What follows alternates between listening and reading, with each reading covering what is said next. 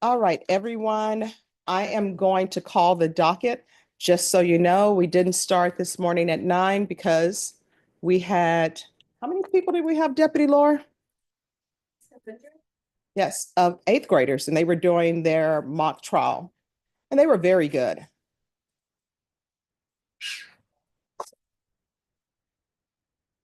And thank you, Renee Munoz, Johnny Cisneros, and Daryl Harris for helping with that. So I am going to call the docket.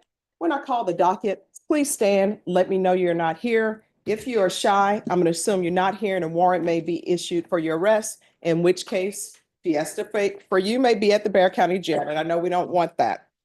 So in custody, we have Jeremiah Simmons, Ruben Maldonado.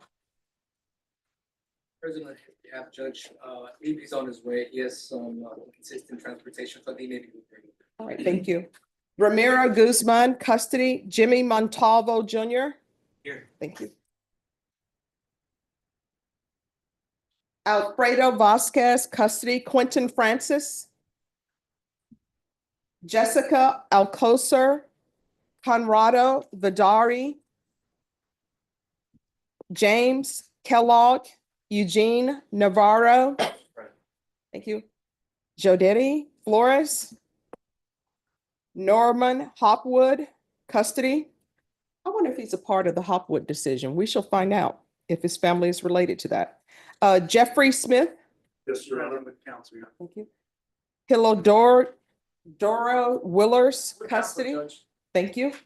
Dalvin Berry, custody. Adam Quintana. Adam Hernandez Quintana. Ricardo Vargas. Thank you. Jessica Rodriguez, custody. Malik Hatch. Thank you. David Romero, Matthew Gris, Daniel Morales. Council President, in custody. Thank you. Jose Gonzalez, Ruben Renteria, custody. Quentin Francis. I'm sorry, you're on the docket twice. Reginald Green, custody. Gus Gallegos. Deputy Laura. All right, Deputy Laura, did I pronounce my double L's correctly? I'm so proud of me just for that little thing. Tyler Ketchum is on Zoom. Christopher Munoz. Present with counsel, we expect about 10 minutes, Your Honor. All right. Brianna Lopez. Luis Okura. Jason Moore, custody. All right. Is there anyone whose name was not called or you came in late? All right, attorney, these are the rules, and we need to pay more attention to these rules than ever before because we're starting in the afternoon. And we were here last night till 10:30. We don't want to do that again. But by knowing that we were here last night till 10:30, you know that we will do that again. But I don't think attorneys want to be here to that time, as judged by the way Juan Carlos is looking at me. So these are the rules. You're not ready to approach the court if you have not conferred with the state and conferred with your client. If your client is in custody, request that they be brought out. Once you requested that they be brought out, please do not leave the courtroom because for security reasons, there are a limited number of inmates that we can have in the courtroom. If your client wishes to speak to the court in a language other than English, let the clerk know. We will need an interpreter down whether you speak the language or not. Please do not speak behind the court reporter when we're on the record. Once you have done all those things, just approach the clerk or the court coordinator and ask them to pull your file. Please do not stare me down. Have a seat. I'm going to call you in the order of appearance. The only exception is if there's an interpreter because we have a limited number of interpreters. It's Wednesday. We're halfway through the week. We're closer than ever to, Friday, Good Friday. It's a holiday. All right. So everyone, please confer. Be patient.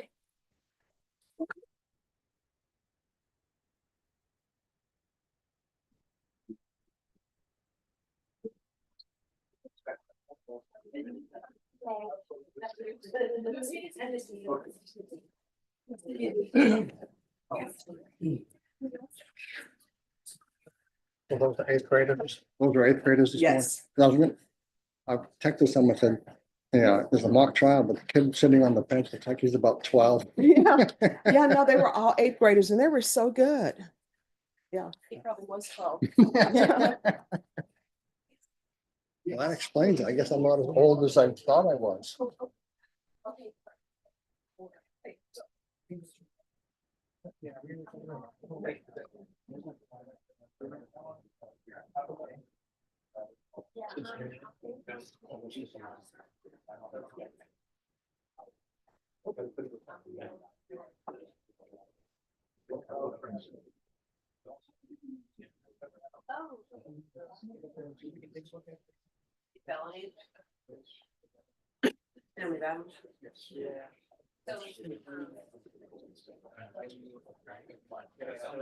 All right, who's here on Christopher Ray Munoz? President, Your Honor. All Ben right, Stevenson for the defense. all right, if you'll have your client come up and counsel, you're on this side. Refer against the approach. Does he only have, oh, it's two We have cases. two companion cases virtually identical and Okay, allegation. just one moment. I have Oh, extra just- copies. Oh, they attached it. With motions? Yes. I have extra copies.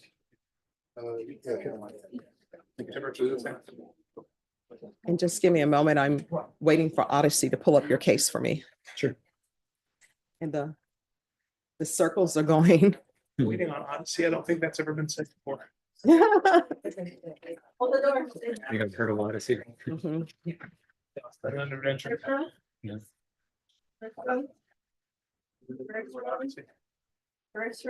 Now it says loading case summary. All right, there we are.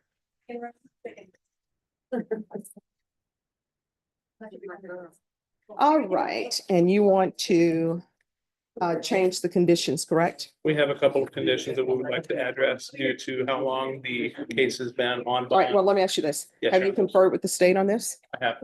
And are you in objection? We are in objection, yes, Your Honor. All right, so we'll go on the record. Just give me a moment. All right, if everyone can please whisper, we're going to go on the record. Please make sure that you are not talking behind the court reporter. If you wish to speak to your client, just ask the deputy to remove your client to the other end. Court is calling the following CM numbers: 118-262, 118-261, State versus Christopher Ray Munoz. Can I have parties announce? Rick Pena for the state of Texas. Ben Stevenson for the defendant.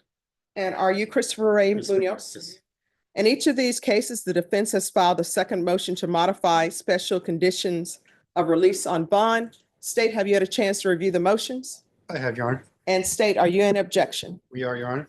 All right, defense, you may present evidence. Do you have any witnesses? We do, Your Honor, but before that, I do have one housekeeping matter, just simply a request. Mhm. We had a similar hearing on October the 24th.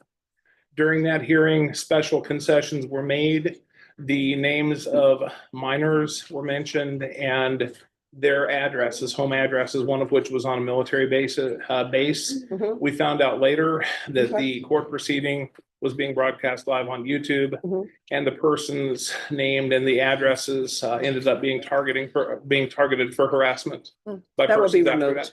So we would ask that no names of minors or no addresses would be put on YouTube Yes. today. All right, and that will be removed. And if it was, it's because it's listed as public information in the motion. So, counsel, in your motions, it would probably be best for you to just list them as complainants instead of the names, if Okay. they are complainants. They're not. All right. I have mentioned three persons who are under 18, who are close relatives of the defendant, who are not involved in this case in any way, but who are affected by defendant's prohibition at being around any person under 18, which is one of the things that we'll address today. All right. That's the only housekeeping matter. All right, We so have then, one witness. you may want to file motions because these documents are public record. Okay. So you may want to file motions to have those names removed from the other motions that have previously been filed. I understand. All right. Yes, who is your witness? The defense calls Mary Munoz. Mary Munoz. All right, Ms. Munoz, and sir, if you'll stand to this side.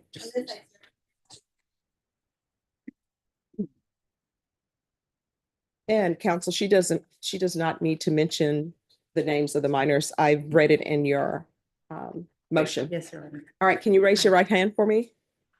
Do you solemnly swear or affirm the testimony you give will be the truth and nothing but the truth, so help you God? I do. All right, you can lower your hand, state your name for the record. Mary Williams. All right, just make sure you speak up because the court Mary reporter Williams. needs to hear. All right, defense, you may proceed. Hello, Mary. Would you like me to call you Ms. Munoz or Mary? What would you be more comfortable with? Mary's fine. Mary's fine. Thank you. Okay. What is your relationship to Christopher Ray Munoz? I'm his mother. Did Christopher grow up in your home? Yes, he did. Does Christopher currently reside in your home? Yes, he does. Are you aware that Christopher was released on bond in March of 2024? I do. Okay. And has he lived in your home at all times since his release on bond over a year ago? Yes, he has. Okay. Are you aware of the nature of the charges that he is charged with? I am. Are you aware that he currently is subject to bond conditions preventing him from being around or in contact with any person age 17 or younger? I am. Are you also aware that he is subject to a bond condition requiring him to be on GPS monitor with the exception of pre-approved work and of court proceedings? Are you aware that he is restricted from travel for those two reasons only, with the exception of a 2-hour shopping allowance that the court has given him in October? Yes. Okay. Wanted to ask you a couple questions. Do you have relatives who live outside your home? I do. Are these relatives that you keep in touch with? Yes, I do. Do some of these relatives have children who are under 18? Yes, I do. Would you like to be free to have these persons, including their under 18 children, be able to visit you freely in your home? Yes, I would. All right, let me just one moment, if we can go off the record. So state, it appears that from the defense's motion, what they're requesting is that for Easter, he allowed to have contact with his minor son, nephews to celebrate Easter dinner at the defendant's mother home where the defendant resides. So my question is, that's what it says in here. Defendant is aware that the Easter holiday is coming up on April 20th, 2025, and the members of defendant's family, including his minor son and nephews, desire to celebrate Easter dinner at the defendant's mother home where defendants resides. If it pleases the court, defendant seeks release from the above bond conditions in accordance with this motion in time for Easter 2025. So my question to the state is, are you going to have objections, bearing in mind what the court has previously ruled? Are you going to have objections with him being supervised with minors for Easter? I am, Your Honor, yes, because we feel that. the Okay, no, charges- I'm just, Oh, yes. yes, Your okay, Honor, then you that can is not continue. all that we're asking for. All right, you may continue. Thank you, Your Honor. What is the nature of Chris's employment? Is he currently employed? Yes, he's employed. Yes. What type of work does Chris do? What time is? What type of work does he do? What does he do? doing for a right living? now? He's a press operator. I'm sorry, A what? press operator. Can she speak up? I can't hear. Yes, if you could speak up. Press operator. A press Press operator. operator. Okay, thank you. So would you say that that is an industrial job? Yes, it is. Okay. Does he have work history or capabilities that include other types of skilled labor? Yes, he does. Okay. Has he ever done carpentry work? No. Has he ever done maintenance work? Yes, maintenance. Are you aware of whether he would have other opportunities outside of his normal job and his normal work hours? Should he be able to accept them? Are you aware of whether other opportunities exist? There are, but currently he's not able to accept them Do you know why he's not able to accept them? because of his GPS, I mean, because of his monitor. Okay. Now, he has permission to work. To get permission. Is it the fact that he can't get approval fast enough? Or what is preventing him from accepting other employment options?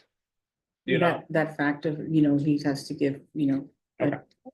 advance. Do you know how long it takes him to get approval to go places? How many days that's taking? I do not. And during the last year, you said Chris has lived in your home, correct? Correct. During the last year, have you seen any behavior by Chris that would cause you to question the safety of any person under 18? No, I haven't. Have you seen any behavior from Chris that would cause you to question whether he's going to stick around for trial? No, I haven't.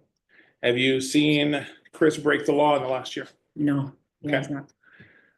You seen anything that Chris has done or discussed that would cause you to be concerned for the safety of the community? I have not. Okay.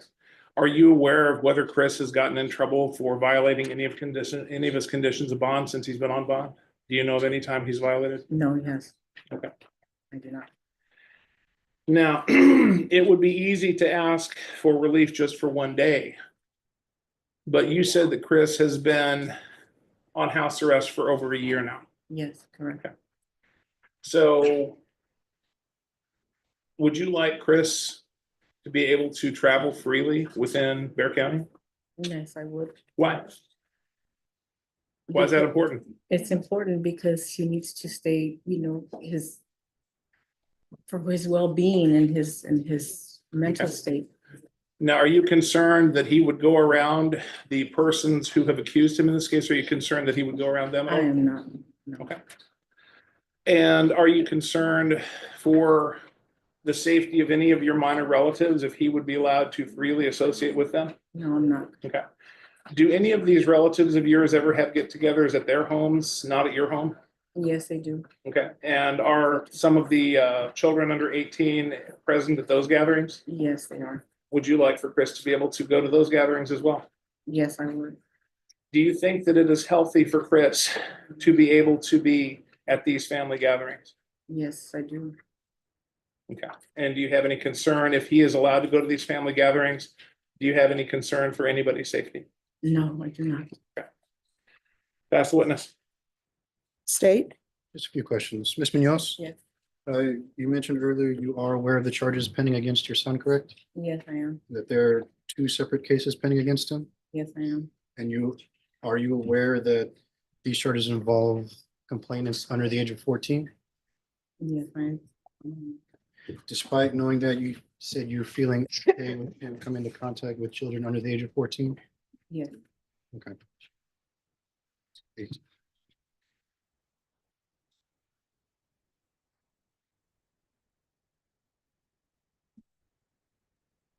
No, you testified that you were wanting your son to have contact with his son and nephews at your residence for Easter Sunday. Is that correct? Yes.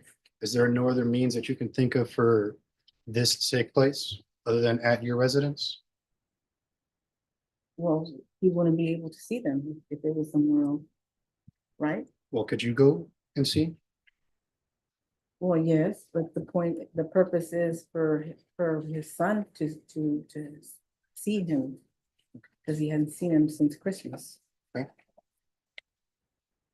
No further questions, Your Honor. Redirect, Your Honor. Yes. Ms. Munoz, Mhm.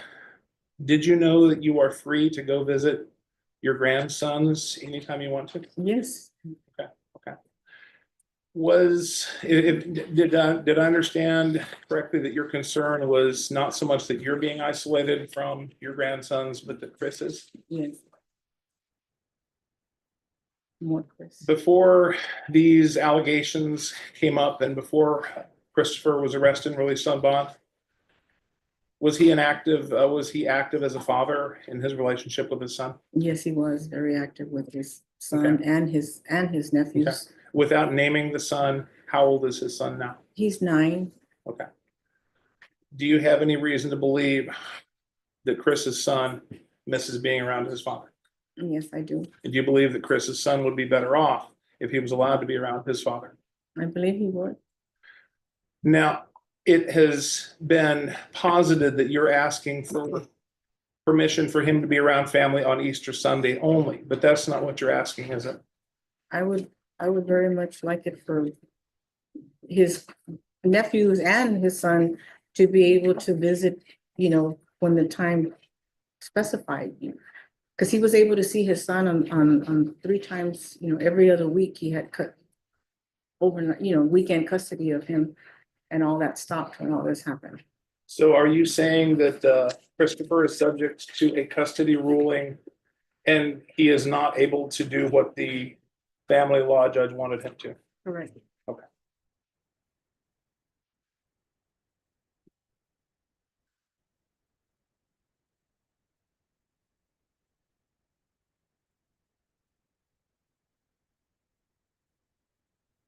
No further questions for this witness, Your Honor.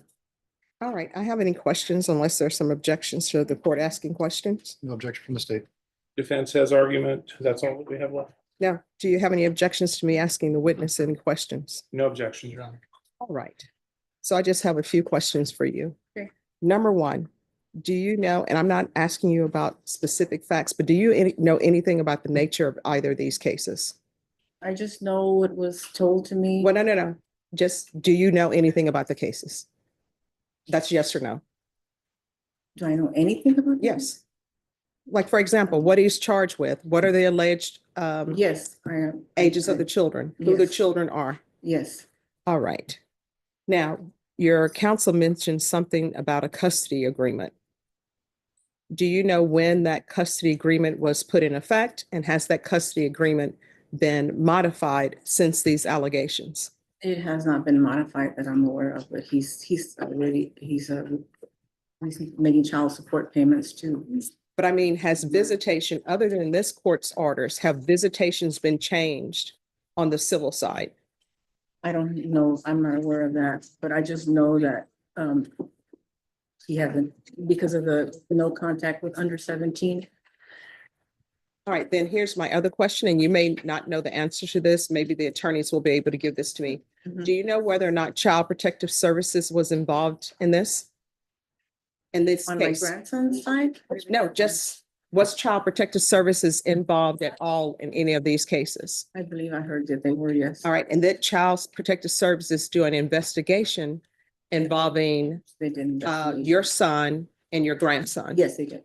And does anybody know, or do you know, what the outcome of that investigation was? It was, yeah, you have that. already. I'm aware of most of the answer to that question, if I may. Yes. Okay, what I'm aware of is that after this allegation came down, that CPS did a preemptory investigation into my client's semi-custodial son, just to make sure that nothing had happened to the son. And my understanding is, I believe I've seen the documents to this extent, that investigation regarding his son was closed with no reason to believe that anything inappropriate had happened regarding the son. All right. I'm thank- not aware of any CPS actions involving the persons who are listed as complainants in these cases. All right, thank you. Any other questions for the witness? No from the state. All right, thank you. You may be excused. I'll call your next witness. No further witnesses, simply argument. All right, the court will hear argument. It's his motion. I'll let him No. go first. Oh. That's what I'm saying. Here, I'll hear argument. Did you have anybody? Well, no witnesses from me. And I'll have argument as well. Your Honor, the wheels of justice have a bad reputation of turning slowly. We're here on something that may or may not have happened back in 2017. And it took 7 years for this to turn into a warrant, and a year later, we're still no closer to a trial. We very much look forward to using the system the way it's designed to be used, in hopes that it will shed the light of truth on everything. And our hope, my personal hope, as I believe my client, is that it will clear his name. We can't do that yet because the case is not indicted. And my client has been on house arrest, basically sentenced to prison in his own home with the exception of working and a couple of hours for good behavior for a crime for which he has never been convicted. We have strong reason to believe that he has very meticulously complied with all of his conditions of bond. I have not heard the state bring up violations of conditions. The state has easy access to pretrial services. Had that been an issue, I'm sure the state would have looked there and gone there and we would have heard about it. I've spoken with my client. He has gone over the top to comply with everything. He also has faith in the system, but he's also shared with me that it has been a very, very long year.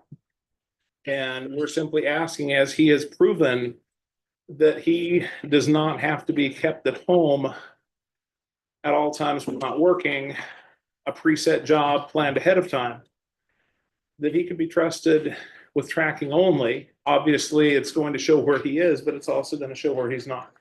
I have no reason to believe that he has any desire to go anywhere near the persons listed as complainants in this case. And I've worked very closely with him and his mom and some other relatives in forming my opinions. Regardless of the outcome of the case, I don't believe that anybody is going to be at risk if he's changed to tracking only. He's given the court and the state more than a year and has been extremely patient at it. But it's time to recognize that and recognize that we have more restrictions on him than what is actually necessary for the safety of the victims, the safety of law enforcement, the safety of the community, Your Honor. All right, state. Thank you. Your Honor, state feels that this is the exact type of charge where having no contact with minors under the age of 14 is appropriate, that the GPS conditions of partial house arrest should remain in effect until the judge sees differently while the case is pending. Given the safety of the community and the age of the children, we feel the bond conditions are appropriate and should not be affected in any way. Additionally, I have reviewed this with defense counsel. If he doesn't have any objections, state would like to enter into evidence Safety Exhibit 1, which is one page of the police report in this matter. Defense understanding is that this is the narrative of the outcry to the first responding officer. But expects that the court will want to review that.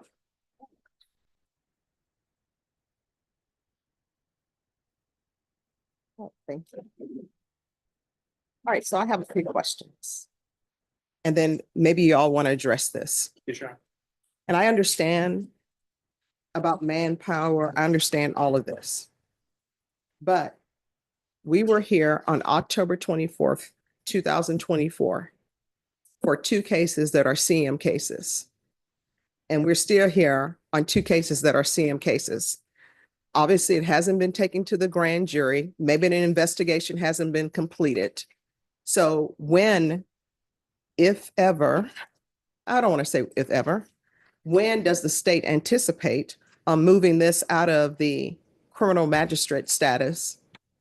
And if you're seeking an indictment, when will you be seeking that? Because we've been here on this case since last year, October, which I know, yeah, it's not that many months, but still, the alleged offense date, you say it's from 2017? Yes, June 20, 2017. All right, on or about June 2017, and we're still here. And again, I understand manpower. State is saying this is important, but we're here. I understand. And I understand your issues because this is continuous, alleged to be continuous sexual abuse. Yes, So, Your what is that? I'm sorry, Judge, that was the Joe, meeting planner there. Oh, no problem. That's okay. I was like, wow, what information are we gaining? I thought it was information about this case. To answer your question, unfortunately, I don't have a specific time frame to tell you of when and if this will be presented to the grand jury and when and if a potential indictment is coming. I just know that, as you mentioned, given the severity of the charge to first degree felony, state still feels that it is important to keep these bond conditions in place. All right, so I can tell you what I'm going to do because I don't think it's fair for someone's life. He's saying he's not guilty. I don't think it's fair for his life to be in limbo forever. I understand the protecting of society. So this is what I'm going to do. I'm not going to rule on your motion. I'm going to recall this. And when we come back, state, you need to decide what you're going to do with this case. Yes, sure. And something needs to be done with this case. Yes, sure. I and counsel for the next hearing that we have, I'm going to want to see the civil documents Family law. with regards to his custody. I'm going to want the CPS, if they ruled it out, I'm going to want to see that documents or either have a CPS caseworker here. Certainly. The CPS caseworker can appear by Zoom. We're recalling this back on May 27th. That gives everybody plenty of time. There are weeks off in there for holidays for Fiesta. So I'm giving you all Fiesta time, but we're going to come back on May 27th. Yes, Your Honor. Your Honor. Yes. May I ask, given the fact that we're approaching 8 years, may I ask for some temporary orders so that Easter will not end up being a total loss? I don't feel comfortable doing anything with your motion until I have the information on the CPS and also the civil custody matter, because I don't know if on the civil side, there were some modifications that were done there or not. So if I can have those documentations, we can go from there. Thank you, Your Honor. All right, so we're going to come back on May 27th. And at that time, state, you need to have an update for the defense and I will make a ruling. Thank you. Thank you. Is it inappropriate for us to ask for what you did for Thanksgiving and Christmas, considering that the court was comfortable granting that at that time? And it Well, is a major holiday. well, I will tell you, the reason why I don't feel comfortable now is because there's been some CPS records that have been brought to my attention now. Okay. Yeah. The no reason to believe, I believe I can email that to your office today. All right. You Thank can you. do that and we'll see where we're at. Thank All right. you. Thank you. Thank you.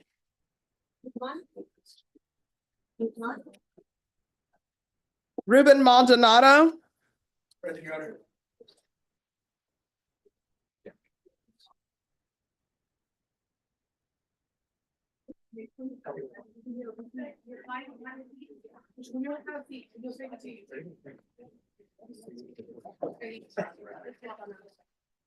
All right. And Vashan, this is an application.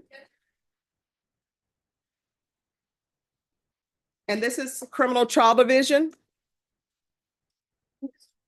Court is calling 2024 CR 011521. We're on the record, everyone. State versus Ruben Maldonado Jr. Can I have parties announced? Jason Garrett for the state. Renee Munoz on behalf of Mr. Maldonado. And are you Mr. Ruben Maldonado Jr.? Yes, ma'am. Counsel, have you received all discovery? Did you review it with your client? Yes, that's to both questions, Your Honor. Court will find that the state is in compliance with discovery. Mr. Maldonado, did you review the application for deferred adjudication with your attorney? Did you understand it and sign it? Yes, ma'am. Did you review the true bill of indictment with your attorney? Did you understand it? Yes, ma'am. Counsel, do you waive the reading of the indictment? Yes, Your Honor, we do so waive. State, are you proceeding on the indictment as presented? Your Honor. Yes. Yes, we are, Judge. Mr. Maldonado, did you review the court admonishments with your attorney? Did you understand it and sign it in all the appropriate places? Yes, ma'am. All right, everyone, if you could please not talk behind the court reporter, we're on the record. You're charged with evading arrest, detention with a vehicle. That's a third-degree felony. Range of punishment is anywhere from 2 to 10 years in prison and up to $10,000 fine. If you have a plea bargain agreement with the state, the court does not have to follow your plea. If for any reason the court does not follow your plea and gives you more than you bargained for, the fact that you entered a plea will not be used against you, and you will be allowed to withdraw your plea. You have a right to jury trial, a right for you or your attorney to cross-examine and confront any witnesses the state would call, and the right to remain silent. Did you understand by entering into this plea, you are giving up those rights? Yes, ma'am. And did you intend to give up those rights and enter into a plea in this case? Yes, ma'am. Did you understand if the court were to grant your application for deferred adjudication, if for any reason your deferred adjudication were revoked, the court could find you guilty and sentence you up to 10 years in prison and up to a $10,000 fine? Yes, ma'am. Counsel, has your client been able to provide you with any defenses? He has. Do you believe he has a rational as well as a factual understanding of the charges against him? In my opinion, he does. Do you believe he's currently competent and was legally sane at the time of the offense? Yes, Judge, that is correct. Mr. Maldonado, has anyone threatened you, coerced you, or placed you in fear to get you to enter this plea? No. Anyone promised you anything other than the plea? Are you satisfied with the way you've been represented? Yes, ma'am. Are you a U.S. citizen? Yes. Court will find that defendant has knowingly and voluntarily waived his right to jury trial. Did you review the plea bargain page with your attorney? Did you understand it? Yes, ma'am. According to the plea, state recommends deferred adjudication. Did you understand that to be the plea? Yes, ma'am. Defense? Yes, Your Honor. State? Yes, Your Honor. Did you review the waiver of appeal paragraph with your attorney? Did you understand it and sign it in both places? Yes, ma'am. Did you understand by signing that you're waiving your right to appeal? The only items that can be appealed are written pretrial motions that have been filed, heard, and ruled upon by the court. Did you understand? Counsel, are there been any such motions? No, Judge. Outside the agreement, the state is recommending that your deferred adjudication be for a term of 3 years. Did you understand those were recommendations from the state and the court does not have to follow those recommendations? Yes, ma'am. Then to the offenses charged, how do you plead? Guilty, not guilty, or no contest? No contest. I'm sorry, No contest. state any evidence. Yes, Your Honor. State exhibit number 1 with all of its attachments. No objection. State you may be excused. Thank you, Judge. Did you review the waiver and consent to stipulations with your attorney? Did you understand it and sign it in all the appropriate places? Again, did you understand you have a right to jury trial, a right for you or your attorney to cross-examine and confront any witnesses the state would call in the right to remain silent? Yes, ma'am. Did you understand that today the state would be presenting evidence in the form of witnesses' statements and police reports? But most importantly, there will be no live testimony. Did you understand? Yes, ma'am. Court will find that defendant has knowingly and voluntarily waived and consented to stipulation of testimony and stipulations. Court will accept into evidence states exhibits 1 and attachments and review the same. Yes.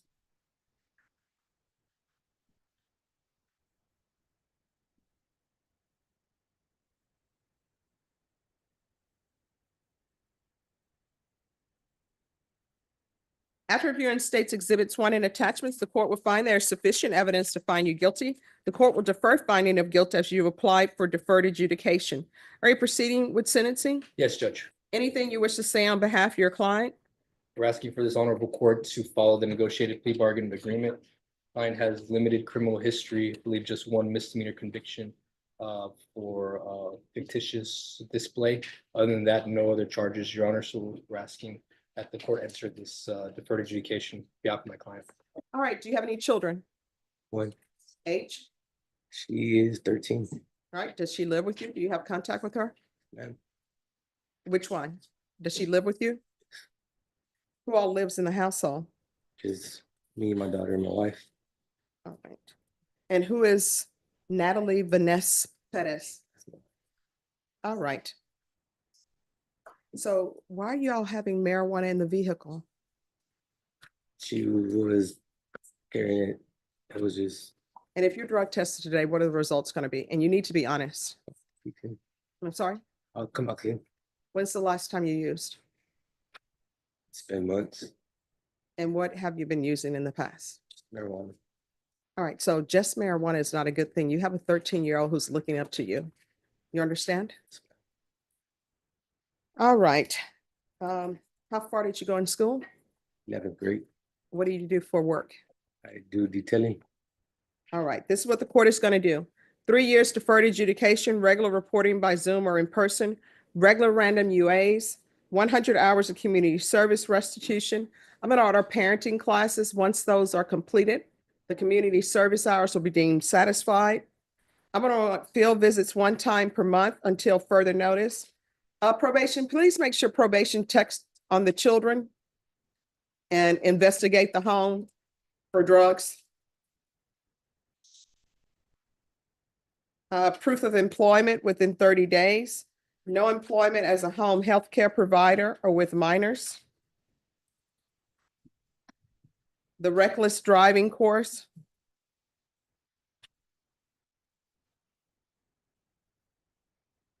And 60 sober meetings in 60 days. Probation, is there anything else? Is there anything else you need from the court in order to be successful? Did you review the document entitled Trial Court Certification of Defendant's Rights to Appeal with your attorney? Did you understand it and sign it? Yes, ma'am.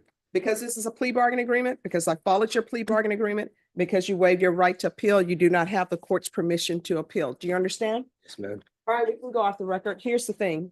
Your daughter's supposed to look up to you. You can't be doing this. And if your wife is a part of the problem and she won't stop using, then you're going to have to stand up and protect your daughter and cut those relationships. You understand? All right. In this courtroom, to be successful in probation, communication is key. If you have an issue, let your probation officer know about it. If you feel they're not addressing it, you can always come back and address it with the court. All right, thank you. Thank you. All right. Are you all ready on Tyler Ketchum?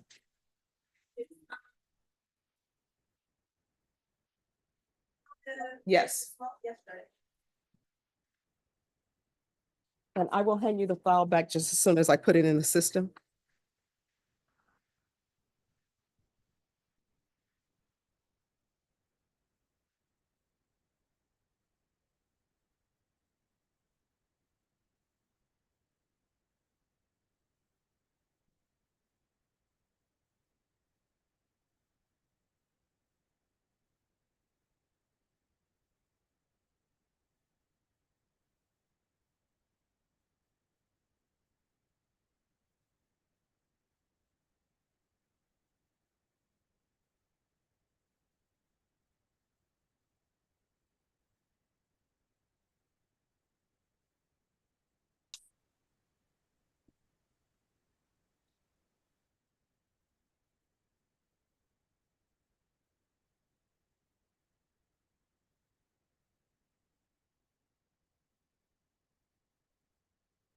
All right, so.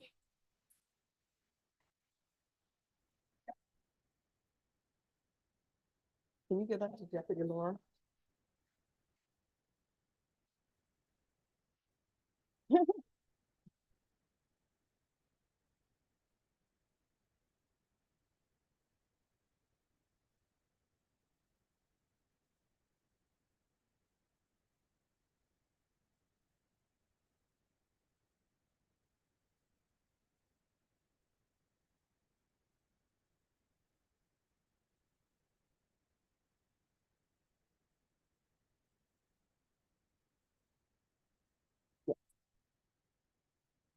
Oh, we're ready.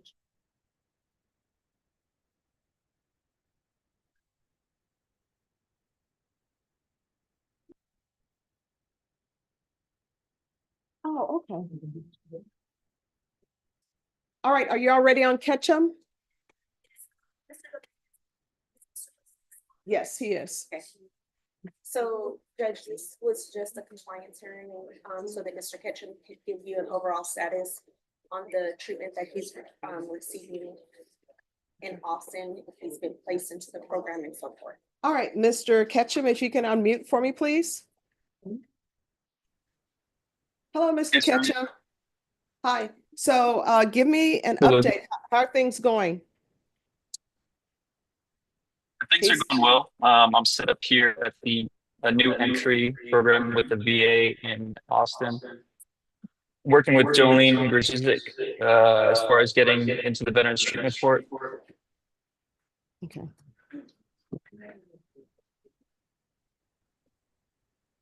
Did they give you any idea of when you will be in the program fully?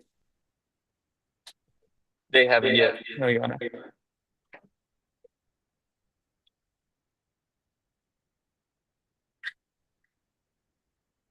All right, then what I'm going to do, defense, if you're able to let me know before this date that he is actually actively in the program, then this next setting date that I'm going to give you, we won't need to have it. What I'll do is I'm going to recall this case for, I think, May 20th, counsel. Do you think that'll be enough time for him to have been placed in the program fully? Yes, I do, Your Honor. All right, Ms. Abrams, we're going to recall this for May 20th. All parties can appear by Zoom again. And Mr. Ketchum, at that time, if for some reason you're not in the program, then your attorney will need to get information from the program of when they expect you to be fully engaged and admitted to that program. All right, thank you. I think his Zoom was bad. Maybe so, but I apologize. I'll make sure he remains communicative with me, Your Honor. So we appreciate you. All right, thank you so much. Yes, ma'am. May we be excused? Yes. Thank you.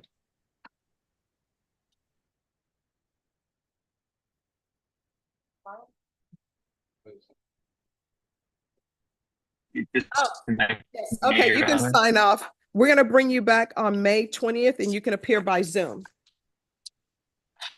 Understood. Thank you, Your Honor. All right, thank you.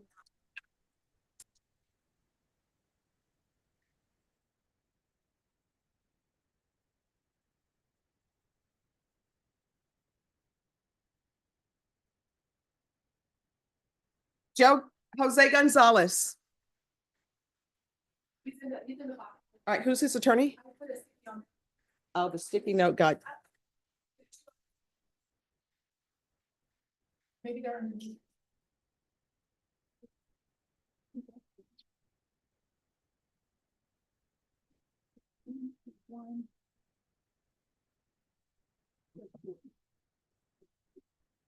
Oh, okay.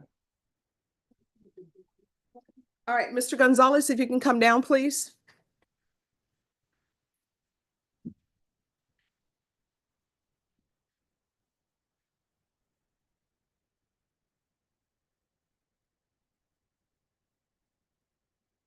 All right, sir, your attorney has a family emergency, so he can't be here. So we are going to recall your case for, Norma, you want to do this the week of May 12th? What date? All right, we're going to bring you back on the 13th, all right? All right, thank you.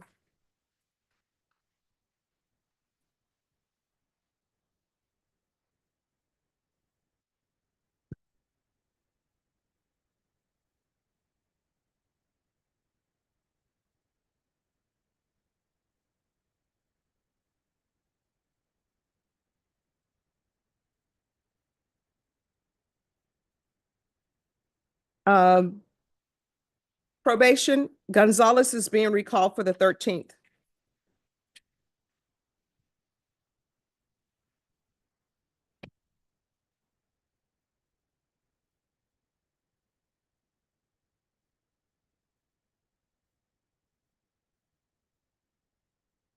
Hilario Willers. All right, if you come forward.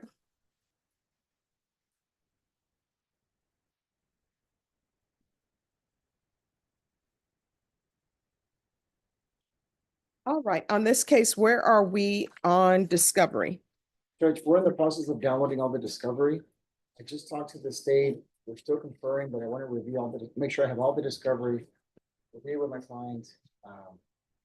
And then, see what happens. All right, Ms. Ferguson. Let's recall this for, normally these cases would have been set on Tuesday, correct? All right, let's recall it for discovery for May 27th. Is that good for you, counsel? So Tuesday, yes, Your Honor. All right, Norma, recall this for discovery, May 27th. All right, thank you. Eugene Navarro. Court is calling 2025 CR 001680 State versus Eugene Navarro. Can I have parties announced for the record for the state? Defense? Eric Bacon for the defendant, Your Honor. And are you Mr. Navarro? Yes, ma'am.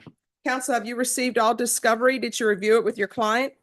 Yes, Your Honor. Are there any applications? No, Your Honor. Mr. Navarro? Yes, Your Honor. Sorry. There are? Yeah, perfect. Okay. I don't have an application. Did you all complete an application for probation? Judge, I'm sorry, I didn't. I All right. apologize. I'll get that done. All right, if you have a seat, they're gonna bring you up just as soon as that's done. Okay. This is gonna be a. Sorry, Judge. No, no problem.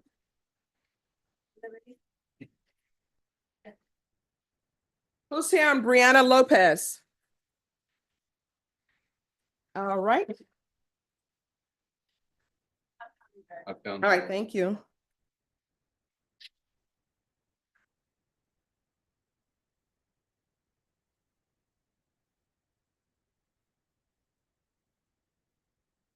Hello. Judge, an extension status report was sent in, for Ms. Lopez, asking the court to extend her a year to allow her to pay off restitution to Allstate. The original restitution was at an amount of $3,634. 500 of that was to be paid to a victim. That has been paid. $574 has been paid to Allstate. What is remaining on the restitution is $2,560. Ms. Lopez informed me that she has been employed maybe about 2 months. All this time she has been employed, but something happened with her job. She has completed all of the other terms of her probation and is reporting on time, and all is well with her drug tests. All right, so here's my question. This plea wasn't taken by me because it was done in 2017 and I wasn't on the bench. So with regards to this restitution to Allstate, that seems that's something should have been handled civilly. We have the criminal mischief that's to individual complainants and not to companies. So has the criminal mischief restitution been paid to the complainants in full? Yes, Judge. All right. She is supposed to expire in approximately 1 month from today. All right. Could I see someone from the state criminal trial division? Yes, Your Honor.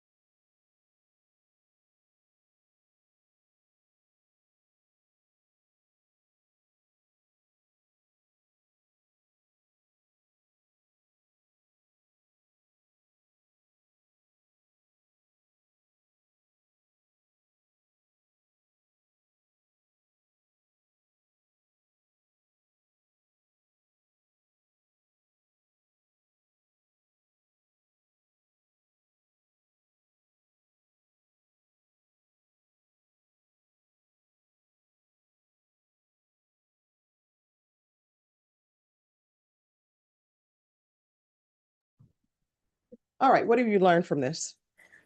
I've learned to take responsibility for my own actions, regardless of what's going on or what I feel was wrong of me or whatnot. At the end of the day, I'm in charge of my own self.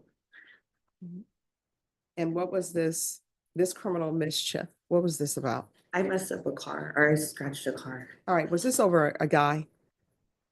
All right, women. And let me ask you this, the car that was scratched up, was it the guy's car? Mm-mm. All right, so let me explain something to people. When you're in a Well, I thought relationship, it was, but it was. yeah, when you're in a relationship with somebody, if you think that person is cheating on you, guess what? The person they're alleged to be cheating with owe you zero loyalty. The person who owes you the loyalty is the person you're in a relationship with. Oh, yeah. And to avoid criminal charges, let me tell you what the best thing to do is. One, if you think somebody's cheating on you, you have a choice. Either I'm going to accept this or not. If you're not going to accept it, say peace, goodbye. I'm better than this. You understand? Yes. All right. So let's not do this again. Oh, come on. All right. I'm not going to extend her. She has completed the restitution that was owed to the complainants in the case. I think she's learned her lesson. No more toxic relationships. Mm. Save the keys for the ignition. All right. Good luck to you. You're welcome.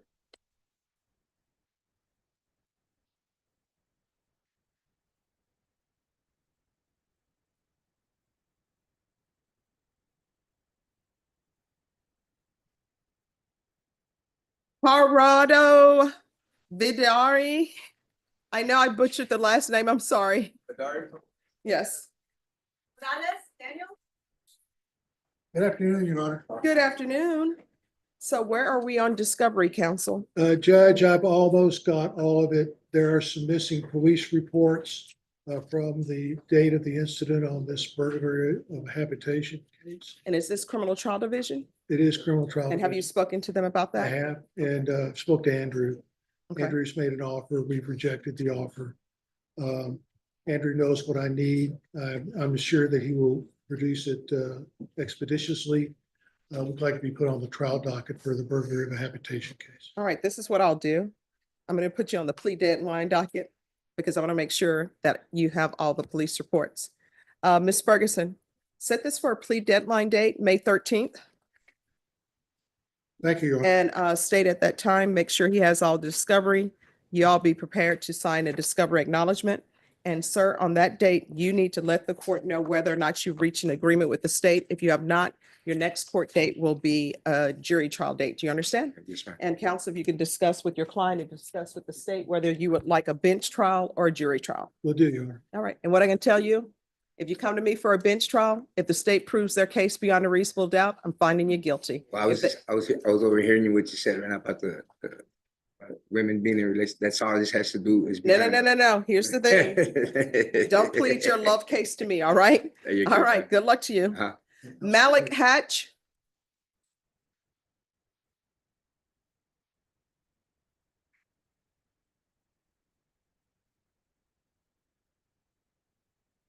Hello, come on. Yes, and counsel, you're on this side. Hi, Good afternoon. good afternoon. So where are you all on Discovery? Discovery has been tendered. Have you received it? Yes, Okay. we've received the discovery order. We're conferring right now. Okay. We are thinking about applying to the mental health court. Okay. We're in discussions about getting more information to the state of this. All right. And Judge, just as far as we did confer today, council's gonna provide me with something, and then I do need a little bit more time to speak with the complainant before I can officially make an offer. All right. Is May 27th enough time for everyone? Yes. And I think that'll give people time if they're thinking about the mental health court to find out if he's going to be accepted. All right, we're going to bring you back on May 27th. Thank you for dressing appropriately for court. Once you sign the reset form, you're excused. Miss, you're welcome. Miss Ferguson on Hatch, that's May 27th, and you can put it down as a discovery. If you'll speak with defense counsel and see if they want a referral to the mental health court. All right, thank you. Romero Guzman. Yes. So it's an MTR and a new number one. They don't yet have the MTR available, and I've been conferring with the state. If we could just recall it for a couple of days, I do know that the state and I can finally get the MTR, work it all out, and come back with the paperwork done. Well, what I can tell you is next week I will not be here. But if you want a judge who will listen diligently to your arguments and make a just decision. To the defense, right? That's not right. Oh, I should have been muted on that. Yeah, no, he will. Or either I can bring you back on the week of May 5th. Is that enough time for you? Ah, They've been trying, and we're trying to get it approved. all right. So do y'all want to recall it for tomorrow? That's fine. All right, Ms. Ferguson, Guzman, recall tomorrow.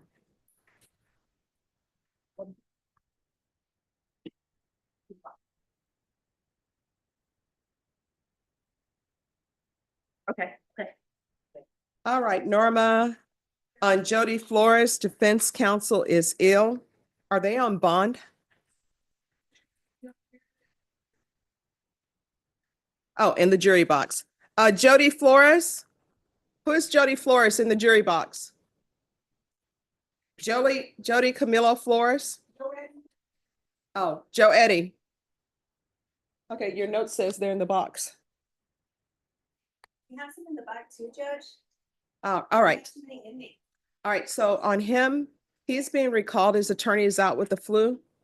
All right, put him on the docket for April 22nd. Yes. So state, Joe Eddie Flores is April 23rd.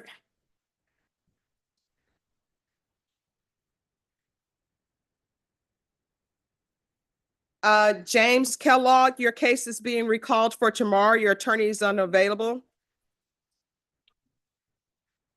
Norma, Kellogg tomorrow. That's what you have on the sticky note.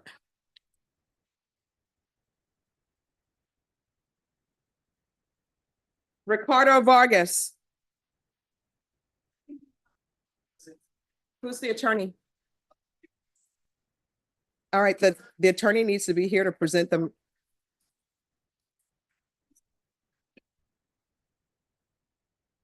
Ah.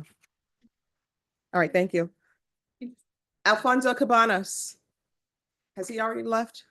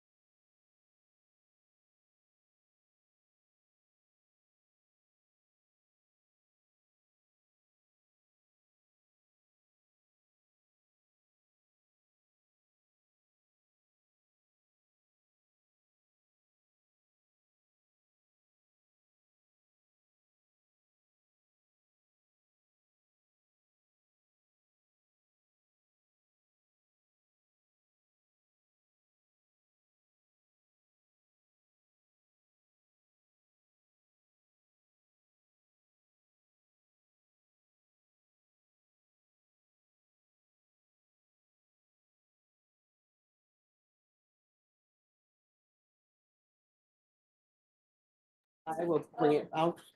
Jason Moore. Yes.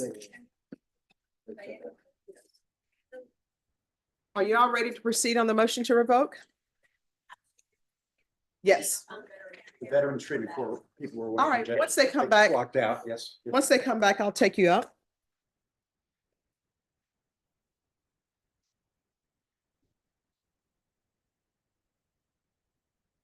All right, Norman Hopwood, your case is being recalled for April 23rd.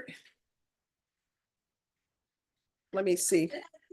Your attorney's in Comal County. All right, so we'll bring you back on April 23rd, okay? I'm sorry, what?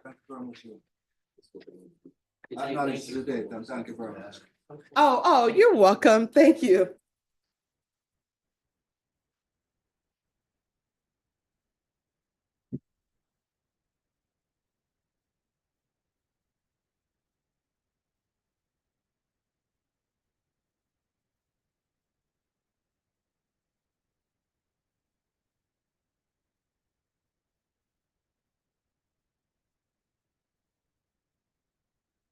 All right, while we're waiting for Veterans Treatment Court, counsel, if you come up with your client, Mr. Navarro. I'm pretty sure we're ready. All right. We're back on the record in 2025 CR 001680 State versus Eugene Navarro. Yes, Your Honor. All right. And if parties could re-announce, please. Andrew Harris, State. Eric Baker, the defendant, Your Honor. All right, where we left off, Mr. Navarro, did you review the document entitled Application for Deferred Adjudication with your attorney? Did you understand it and sign it? Yes, Your Honor. Did you review the true bill of indictment with your attorney? Did you understand it? Yes, Your Honor. Counsel, do you waive the reading of the indictment? Yes, Your Honor. State, are you proceeding on the indictment as presented? No, Judge, waiving count 2. No, Judge.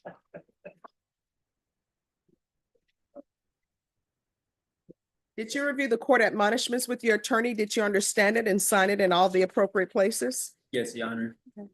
Did you understand in count 1, you're charged with the offense of assault of a peace officer or judge as a second-degree felony? Range of punishment is anywhere from 2 to 20 years in prison and up to a $10,000 fine.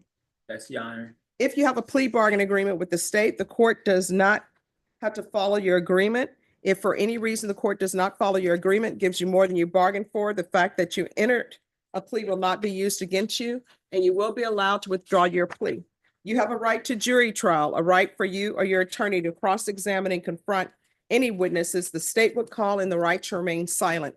Did you understand by entering this plea, you were giving up those rights? Yes, I did, Your Honor. And did you intend to give up those rights and enter into a plea in this case? Yes, Your Honor. Counsel, is your client applying for deferred adjudication or no? Regular probation. All right. Counsel, has your client been able to provide you with any defenses? Yes, he has, Judge. Do you believe he has a rational as well as a factual understanding of the charges against him? I do, Your Honor. Do you believe he's currently competent and was legally sane at the time of the offense? Yes, Judge. Mr. Navarro, has anyone threatened you, coerced you, or placed you in fear to get you to enter this plea? No, Your Honor. Anyone promised you anything other than the plea? No, Your Honor. Are you satisfied with the way you've been represented? Yes, Your Honor. Are you a U.S. citizen? Yes, ma'am. Court will find that defendant has knowingly and voluntarily waived his right to jury trial. Did you review the plea bargain page with your attorney? Did you understand it? Yes, Your Honor. According to the plea, punishment is to be assessed at 10 years in the prison. The state is recommending community supervision and they're proceeding on count 1. Did you understand that to be the plea? Yes, I did, Your Honor. Defense, is that the plea? Yes, State, Judge. is that the plea? Yes. Did you review the waiver of appeal paragraph with your attorney? Did you understand it? Did you sign it in both places? Yes, Your Honor. Did you understand by signing that you're waiving your right to appeal? The only items that can be appealed are written pretrial motions that have been filed, heard, and ruled upon by the court. Did you understand? Yes, Your Honor. Counsel, have there been any such motions? No, Judge. Outside the agreement, the state is recommending a TAP evaluation and that your community supervision be for a term of 10 years. Did you understand those were recommendations from the state and the court does not have to follow those recommendations? Yes, Your Honor. Then to the offense as charged in count 1, how do you plead? Guilty, not guilty, or no contest? No contest, Your Honor. State, any evidence? Contained in Exhibit 1 and attachments. No objection, Judge. All right, and state, have you spoken to the complainant? No, Judge. All right, you may be excused. Did you review the waiver and consent to stipulation with your attorneys? Did you understand it and did you sign it in all the appropriate places? Yes, Your Honor. Again, did you understand you have a right to jury trial, a right for you or your attorney to cross-examine and confront any witnesses the state would call in the right to remain silent? Yes, Your Honor. Did you understand that today the state will be presenting evidence in the form of witnesses' statements and police reports, but most importantly, there'll be no live testimony? Did you understand? Yes, Your Honor. Court will find that defendant has knowingly and voluntarily waived and consented to stipulation of testimony and stipulations. Court will accept into evidence states exhibits 1 and attachments, and the court will review the same.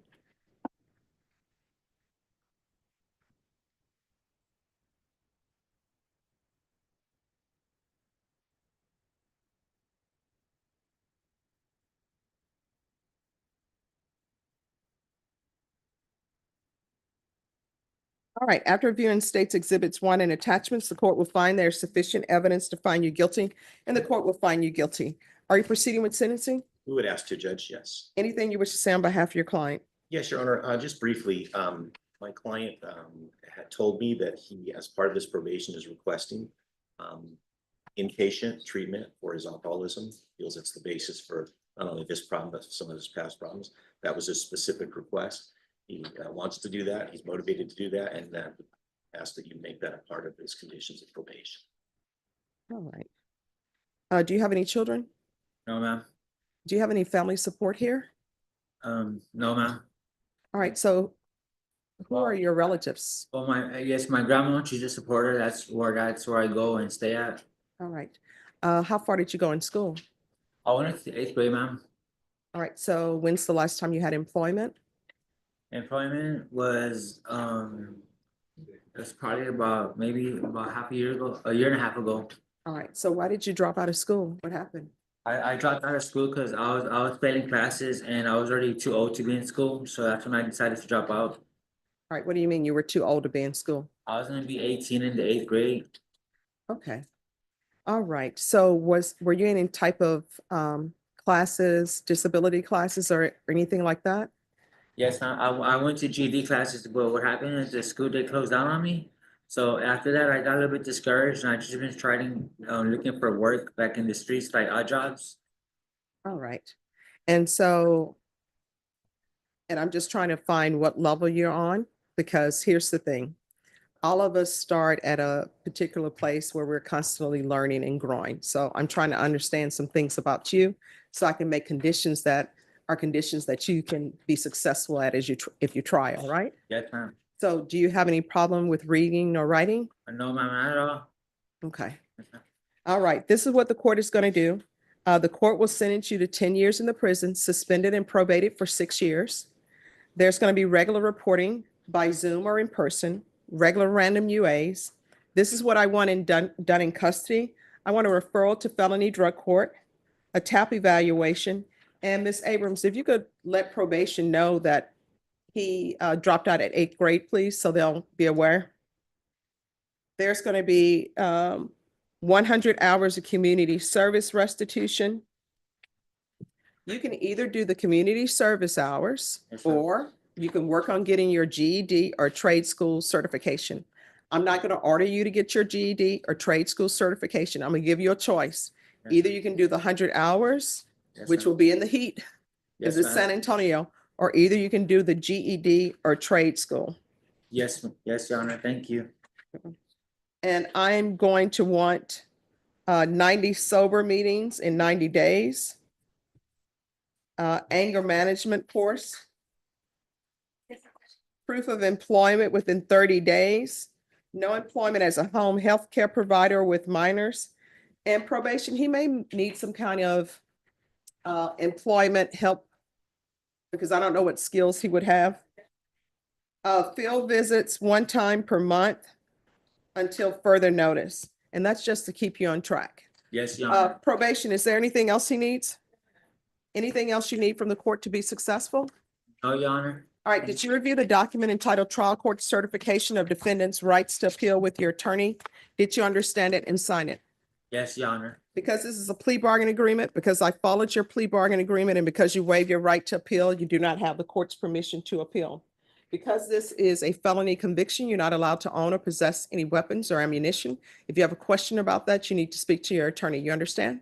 Yes, Your Honor. All right, we can go off the record. Here's the thing. You've been living your life the way you've been living it for a long time. So this is going to be a difficult probation for you to maintain your sobriety, right? Yes, Your In this Honor. court, if you think you're going to use in this court, only in this court, I don't know what other courts are doing. The best thing you can do is pick up the phone and call your probation officer and say, I need help. I feel like I'm going to use. If you feel as though they're not addressing that, if I'm here, you come back to court, you tell me, I think I'm going to use, and we'll take care of it. But if you do one of these things where you go on a bender and you're missing, all bets are off. I'm just going to do whatever comes my way. You understand? Yes, Your Honor. All right, good luck to you, okay? Thank you. Thank you, Judge. Counsel. Good to see you. Maybe excuse. Yes.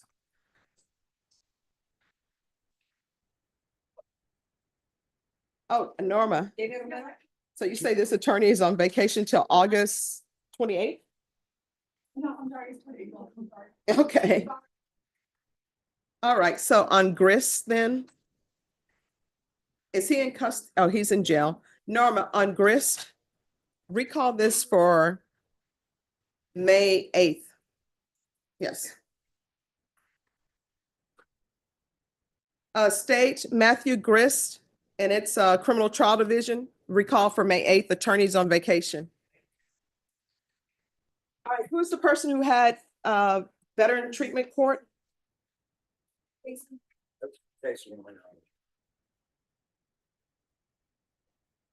And is this, okay.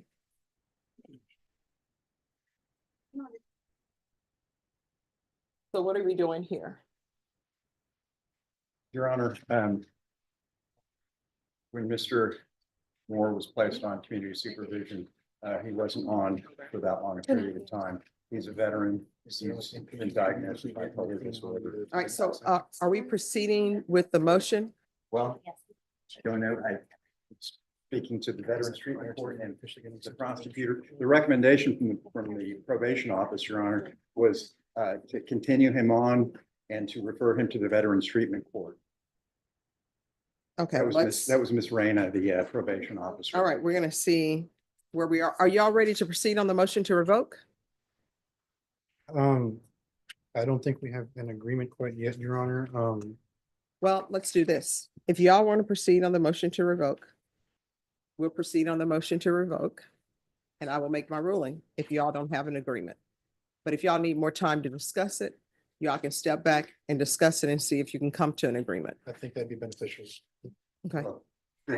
I think we're ready to proceed even if we don't have an agreement. Hmm. The All right. is number one violation. I don't have any witnesses here. I was unaware this can be contested. All right, so this is what we'll do.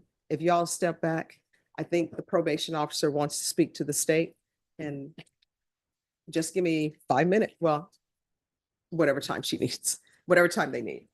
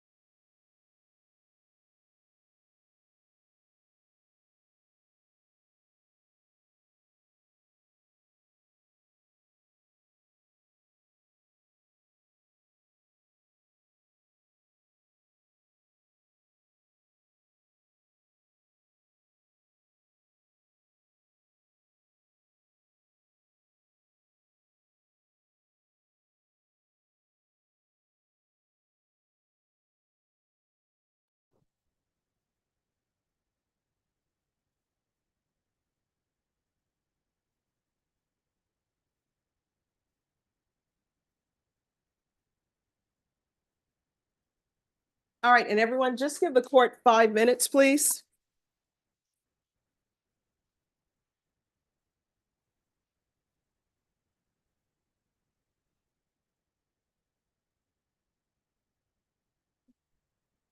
Yes.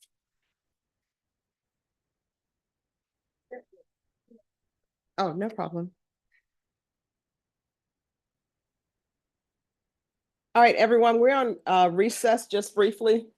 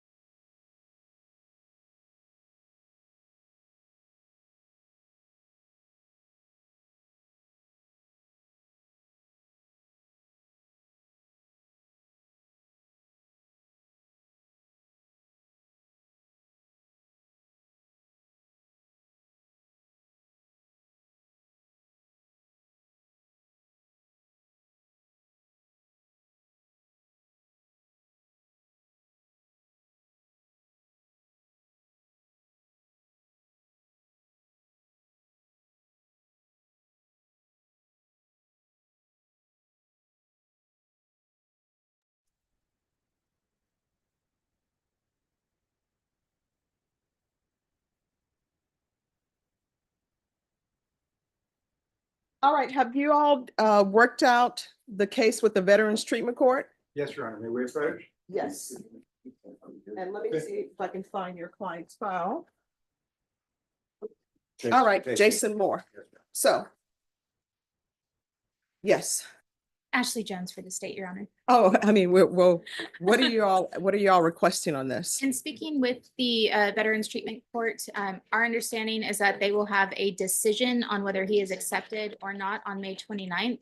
And so I believe state and defense are in agreement that we would request a reset date until after the 29th so that we can determine how best to proceed and get the defendant treatment. All right, so what that means is you're going to be in custody. So is there going to be any objection to the defendant staying in custody until this evaluation? I've spoken to him and he wants to get into the treatment, Your Honor. I guess we need a referral from the court. Yes. And that was the recommendation of your probation officer, Judge, that he be accepted into DTC. All right, so this is what we'll do. To the Veterans Treatment Court, Yes, Your Honor. if I have this recalled for June 3rd, will you know something before then? Yes, Your Honor. Okay, That should be sufficient time. so you're going to remain in custody. We're going to recall this for June 3rd to see if the Veterans Treatment Court accepts him. If the Veteran Treatment Courts accept you and all parties are agreed, then I'll agree to place you in Veterans Treatment Court. If Veteran Courts accept you and the state doesn't want you in Veterans Treatment Court, I'm still going to keep an open mind and I'll still make a decision on whether you go into Veterans Treatment Court or not. Judge, I have one more thing. Yes. Because the veteran is going to remain in custody, if we're needing assistance with bringing him over to get the assessment completed that is part of the process, would the court be willing to cooperate with us to have him brought over? Deputy Laura, if they need to have him brought over for court for the assessment, will you all be able to do that? Yes. Thank you, Judge. All right. Thank you. Maybe excused? Yes. Thank you, Judge. You're welcome. All right, Ms. Abrams, on that case, he's going to remain in custody and we're going to bring it back on June 3rd.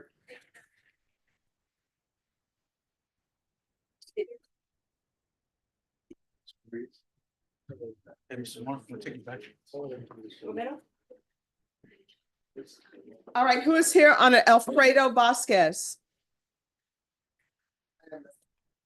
All right, are you all ready to proceed? Is this an application? No.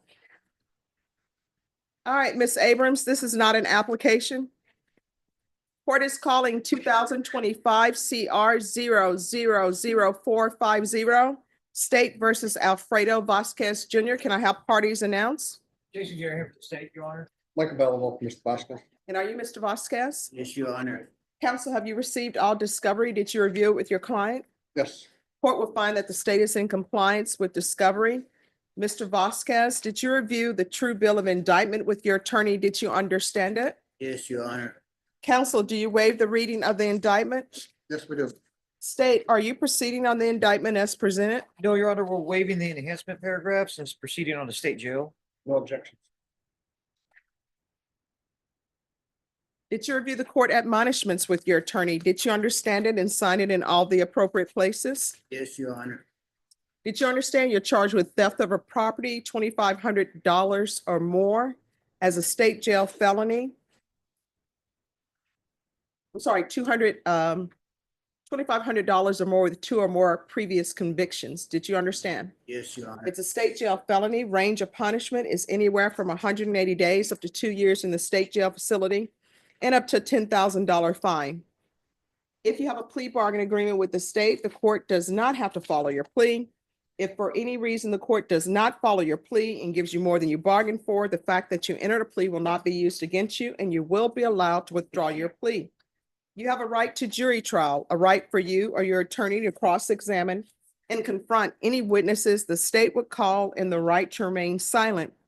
Did you understand by entering this plea you were giving up those rights? Yes, Your Honor. And did you intend to give up those rights and enter into a plea in this case? Yes, Your Honor. Counsel, has your client been able to provide you with any defenses? Yes. Do you believe he has a rational as well as a factual understanding of the charges against him? I believe he does. Do you believe he's currently competent and was legally sane at the time of the offense? Yes. Mr. Vasquez, has anyone threatened you, coerced you, or placed you in fear to get you to enter this plea?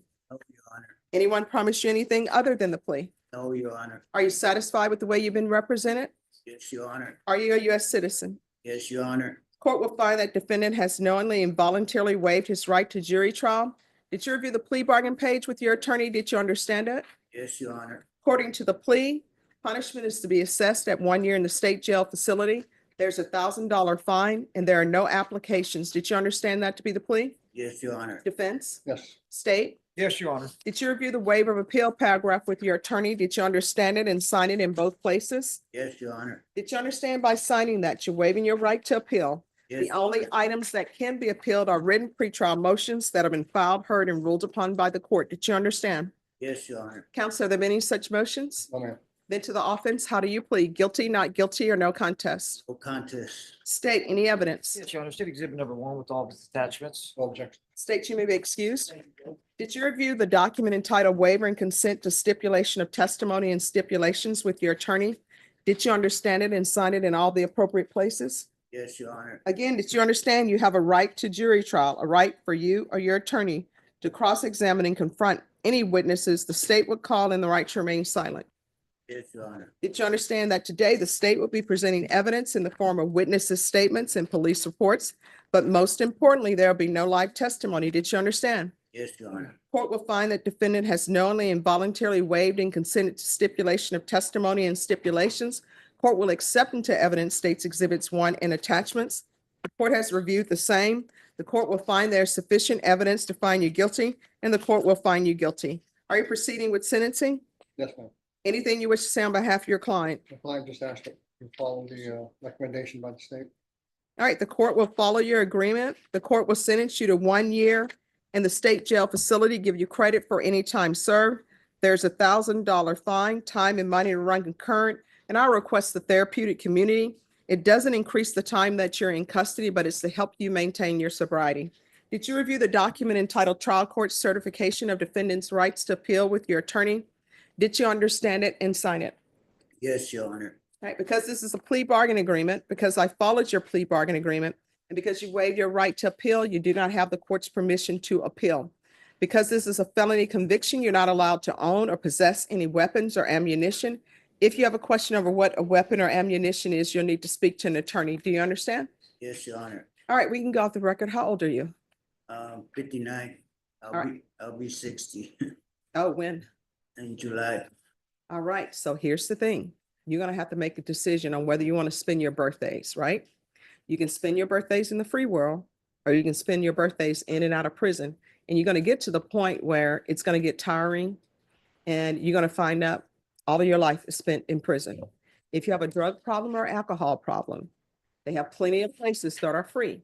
When you're released, if you can't find a place, if I'm still here, you come back here, you ask me, I will pick up the phone and find a place for you, okay? All right, good luck to you, sir. Thank you, Your Honor. You're welcome. Thank you, ma'am. Who is here on David Romero?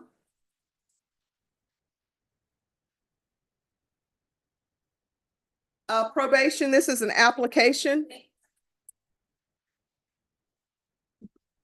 Court is calling 2025 CR 0026660. State versus David Romero Jr. Can I have parties announced? Andrew Harris Adelman for the state. Michael DeLeon for Mr. Romero. Are you Mr. Romero? Yes, ma'am. Counsel, have you received all discovery? Did you review it with your client? Yes, Your Honor. Court will find that the state is in compliance with discovery. Mr. Romero, did you review application for deferred adjudication with your attorney? Did you understand it and sign it? Yes. Did you review the true bill of indictment with your attorney? Yes, ma'am. Did you understand it? Yes. Counsel, do you waive the reading of the indictment? We do, Your Honor. State, are you proceeding on the indictment as presented? No, Judge, waiving the habitual offender enhancement allegation. Any objection? No objection. Did you review the court admonishments with your attorney? Did you understand it? Yes, ma'am. Did you sign it in all the appropriate places? Yes, ma'am.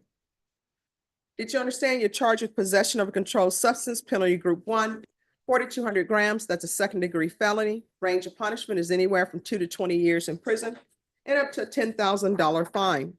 If you have a plea bargain agreement with the state, the court does not have to follow your plea. If for any reason the court does not follow your plea and gives you more than you bargained for, the fact that you entered a plea will not be used against you, and you will be allowed to withdraw your plea. Did you understand? You have a right to jury trial, a right for you or your attorney to cross-examine and confront any witnesses the state would call, and the right to remain silent. Did you understand by entering this plea, you were giving up those rights? Yes, sir. Did you intend to give up those rights and enter into a plea in this case? Yes. Counsel, is there going to be an application for deferred or no? No, Your Honor, just regular probation. Counsel, has your client been able to provide you with any defenses? Yes, Your Honor. Do you believe he has a rational as well as a factual understanding of the charges against him? I do. Do you believe he's currently competent and was legally sane at the time of the offense? I do. Mr. Romero, has anyone threatened you, coerced you, or placed you in fear to get you to enter this plea? No, ma'am. Anyone promised you anything other than the plea? No, ma'am. Are you satisfied with the way you've been represented? Yes. Are you a U.S. citizen? Yes. Court will find that defendant has knowingly and voluntarily waived his right to jury trial. Did you review the plea bargain page with your attorney? Did you understand it? Yes.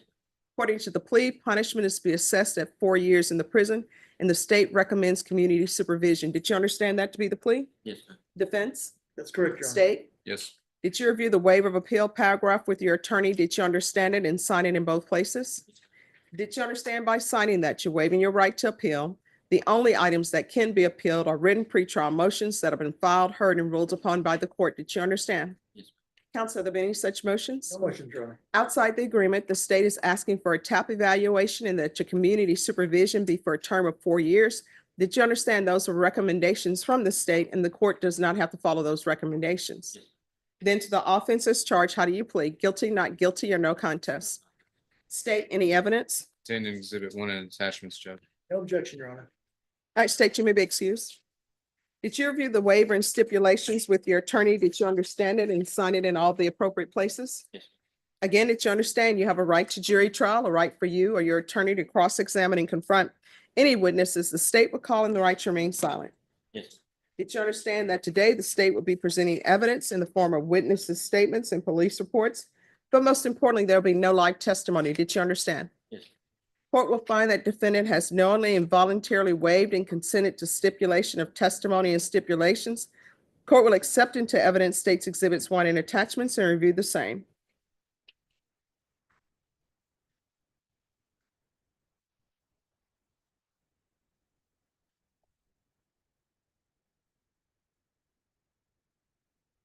After reviewing states exhibits 1 and attachments, the court will find there is sufficient evidence to find you guilty, and the court will find you guilty. Are you proceeding with sentencing? We are, Your Honor. Anything you wish to say on behalf of your client? Yes, Your Honor. There was a TAP evaluation recommended, which Mr. Romero believes he's going to be fine on.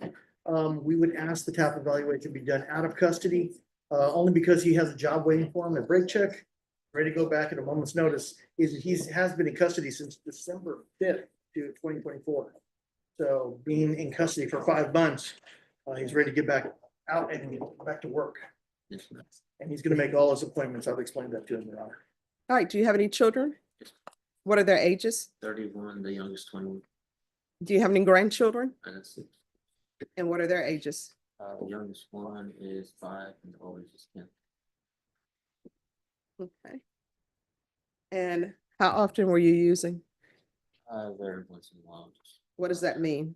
maybe once a month. So All right. Gang affiliation? No. Gang affiliation while you were in prison?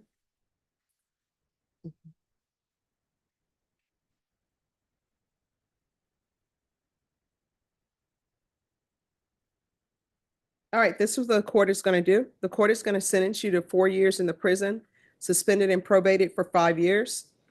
Regular reporting by Zoom or in person, regular random UAs, field visits 1 time per month until further notice, in custody, a TAP evaluation, follow TAP recommendations, a gang evaluation, 100 hours of community service restitution, proof of employment within 30 days of release, no employment as a home health care provider or with minors, no unsupervised contact with minors. And let me see.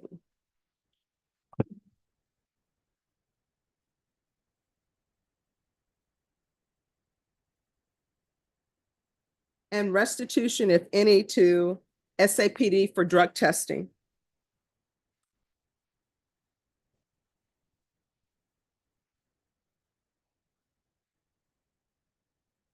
And 60 sober meetings in 60 days.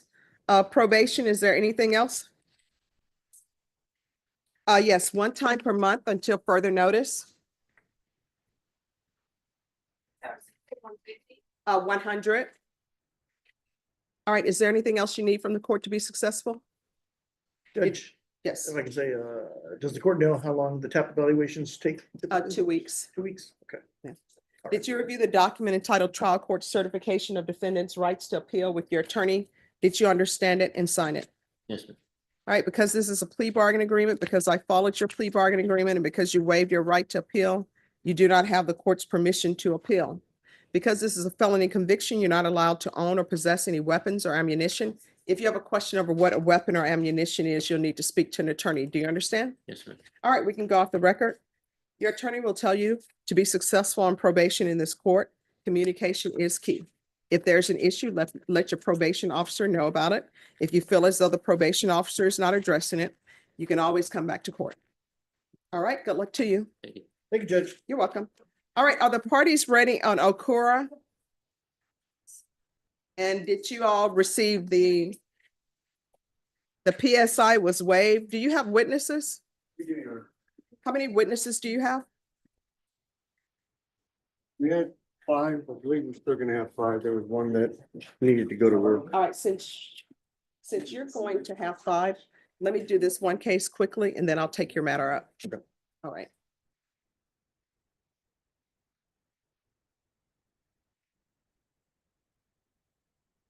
State, do you have witnesses on Okura? I don't know if it's family violence or criminal trial division. It is, Criminal trial judge, my son. all right. It's Luis Sakura. It's for sentencing. The defense say they have witnesses. Okay. All right, so I'm going to take up Gus Gallegos. Who's the attorney? And is there a plea on 2 cases? Yes, John. Are there any applications? No, Judge. All right, court is calling 2023 CR 9989 and 2023 CR 9990. State versus Gus Gallegos. Can I have parties announced? Robert Gallo, part of defendant. All right, and are you Mr. Gallegos? Yes, I am. Counsel, have you received all discovery in each of the cases? Yes, Your Honor. In each case, the court will find that the state is in compliance with discovery. In each case, Mr. Gallegos, did you review the document entitled True Bill of Indictment with your attorney? Did you understand it? Yes, And counsel, do you waive the reading of the indictment? we do, Your Honor. And state, in each cause, are you proceeding on the indictment as presented? Yes, Judge. All right.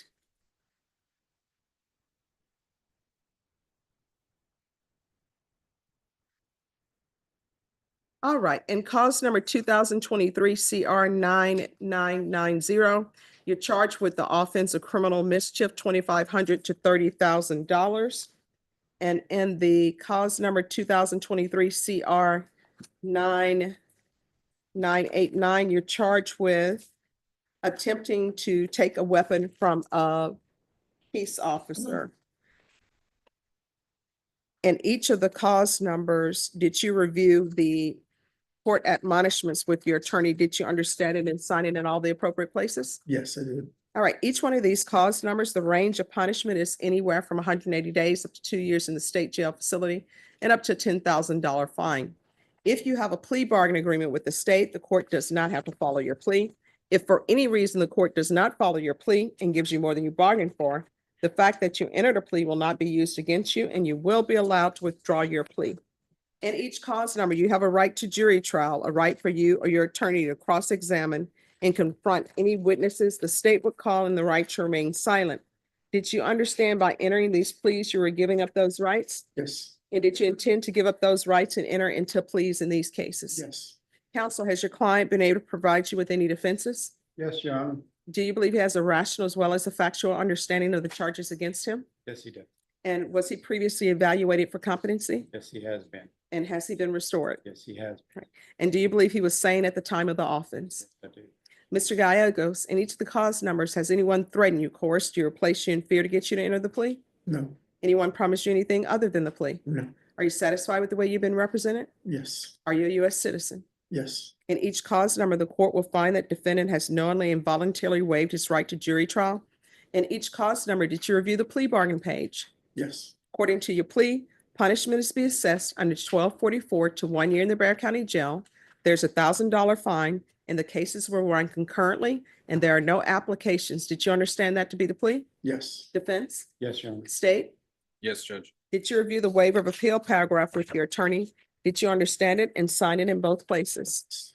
Did you understand by signing that you're waiving your right to appeal? The only items that cannot be, that can be appealed are written pretrial motions that have been filed, heard, and ruled upon by the court. Did you understand? yes. Counsel, are there any such motions? No, Judge. Then to each cause, how do you plead? Guilty, not guilty, or no contest? Contest. State, any evidence? Seen in Exhibit 1 and attachments, Judge. Objection, Judge. All right, and state, have you spoken to any of the complainants? That I do not know, Judge. All right, thank you. State, you may be excused. Did you review the waiver and stipulations with your attorney? Did you understand it and sign it in all the appropriate places? Yes, I do. Again, did you understand you have a right to jury trial, a right for you or your attorney to cross-examine and confront any witnesses the state would call, and the right to remain silent? Yes, Did you understand that today the state will be presenting evidence in the form of witnesses' statements and police reports? But most importantly, there will be no live testimony. Did you understand? yes, Court will find that defendant has knowingly and voluntarily waived and consented to stipulation of testimony and stipulations. Court will accept into evidence states exhibits 1 and attachments, and the court will review the same. And each cause number, the court will find there is sufficient evidence to find you guilty, and the court will find you guilty in each cause number. Are you proceeding with sentencing? Please, Your Honor. Anything you wish to say on behalf of your client? We ask that you follow the plea bargain assets recommended by the state. We are in agreement. All right. And cause number ending in 9989. The court will follow your agreement. The court will sentence you to 1 year in the Bear County Jail under 1244. Give you credit for any time served. This will run concurrent with 2023 CR 990. And cause number 2023 CR 990. The court will follow your agreement. The court will sentence you to 1 year in the Bear County Jail, give you credit for any time served, and that will be sentenced under 1244. And this will run concurrent with 2023 CR 9989. And each of the cause numbers, did you review the documents entitled Trial Court Certification of Defendant's Rights to Appeal with your attorney? Did you understand it and did you sign it? yes, And each cause number, because these are plea bargain agreements, and because I followed your plea bargain agreement, and because you waive your right to appeal, you do not have the court's permission to appeal. Because these are felony convictions, you're not allowed to own or possess any weapons or ammunition. If you have a question over what a weapon or ammunition is, you'll need to speak to an attorney. Do you understand? yes, All right, we can go off the record. Here's the thing, sir. It appears that you have issues with mental health, right? yes, I do understand that. All right, so you're gonna have to make sure you stay on top of that, because otherwise you're gonna picking up cases and you may end up doing something major. This is major, of course, but there's always things that are worse. Something's And- prevented. Yes. So when you're released from custody, you need to go to the Center for Healthcare Services. When you're released, if you can't find a place to go to help you with your mental health, come back here. I will pick up the phone. Make sure you get some mental health treatment, okay? All right, good luck to you, Can I sir. ask one question? Sure. Is that, I mean, I understood all that you were saying for what it said, but does that mean release, automatic release? No, what will end up happening is because you were sentenced to 1 year in the Bear County Jail, the clerk's gonna calculate. If you have a year in the Bear County Jail, you're gonna be released. Now, Right. if, I don't know how much time you have. Okay. If you are planning on getting 2 for 1, which means for every day you serve, you get credit for 2. I'm not in charge of your receiving 2 for 1 or 3 for 1. Okay, That's something that the sheriff does and the sheriff's department. So what I can tell you is the most time you will have to serve is 1 year. but all the time that you've been in custody will count towards that 1 year. All So right? it's already been issued. It just needs to. Well, your attorney will have to speak to you about it. Okay. Thank you. You're welcome. I understand now. Thank you. All right, you're welcome. Thank you, Judge. Thanks. Okay. Malik Lampkin.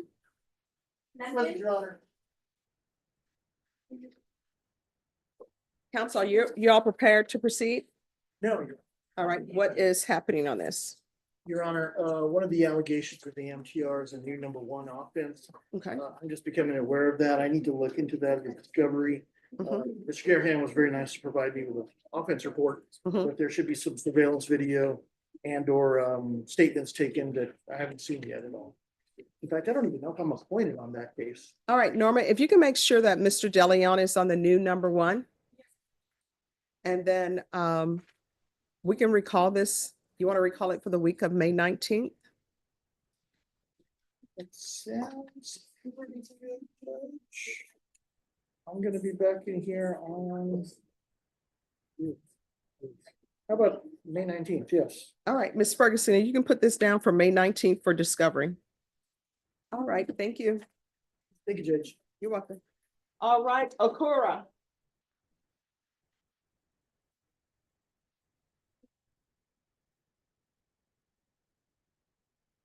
And counsel, you're on this side. Bye. Drive safely.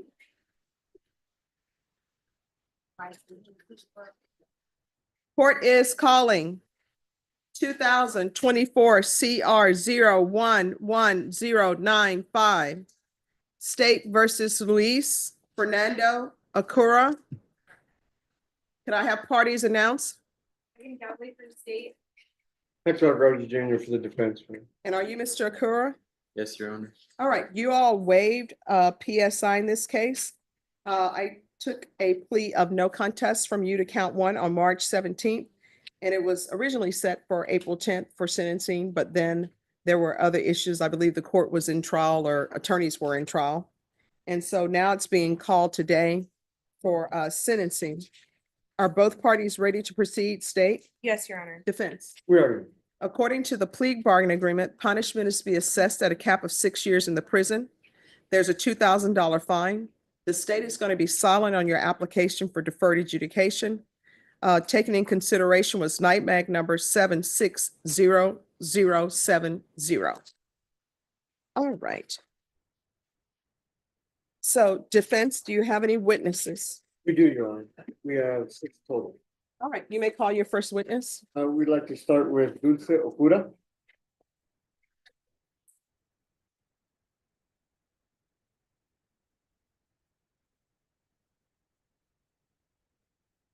All right, can you raise your right hand for me, please? Do you solemnly swear or affirm the testimony you give will be the truth and nothing but the truth, so help you God? Yes, Your Honor. All right, you can lower your hand if you'll state your name for the record. Name is Dulce Okura. All right, so I'm going to need you to make sure that you keep your voice up because the court reporter needs to hear and I need to hear, okay? Okay. All right, defense, you may proceed. Ms. Dulce, how are you familiar with Luis? He's my nephew. And well, clearly you've known him all your life. Correct. Now, how often do you interact with Luis? Very often I see them like every week. Okay. How would you describe Luis? He is a very affable and dependable person, so when you need assistance, like he'll be there to help you. Okay. Now, he's only 18 years old. Mhm. How would you describe him through high school? Through high school, I know he was very into like computers, so he was taking computer courses. So I know he was doing that as well as. Just one moment, excuse me. Is that microphone on? Yeah. Here, do you need it on or off? Might just need, can you put this mic on your, thank you. Ma'am, I'm sorry, and I'm having a hard time hearing you. If you could just speak up a little bit. Okay. All right, so what we're going to do is we're going to start over. So I've just sworn you in. State your name for the record. Okay, my name is Dulce Okura. Defense. So again, how do you know Luis? He's my nephew. And so you totally. All right, and let me just tell you, it will probably help. I know you're turning that way because you're speaking to him, but don't turn your back to the court reporter. If you just face forward to me, everybody can hear. Okay. Thank you, Bashan.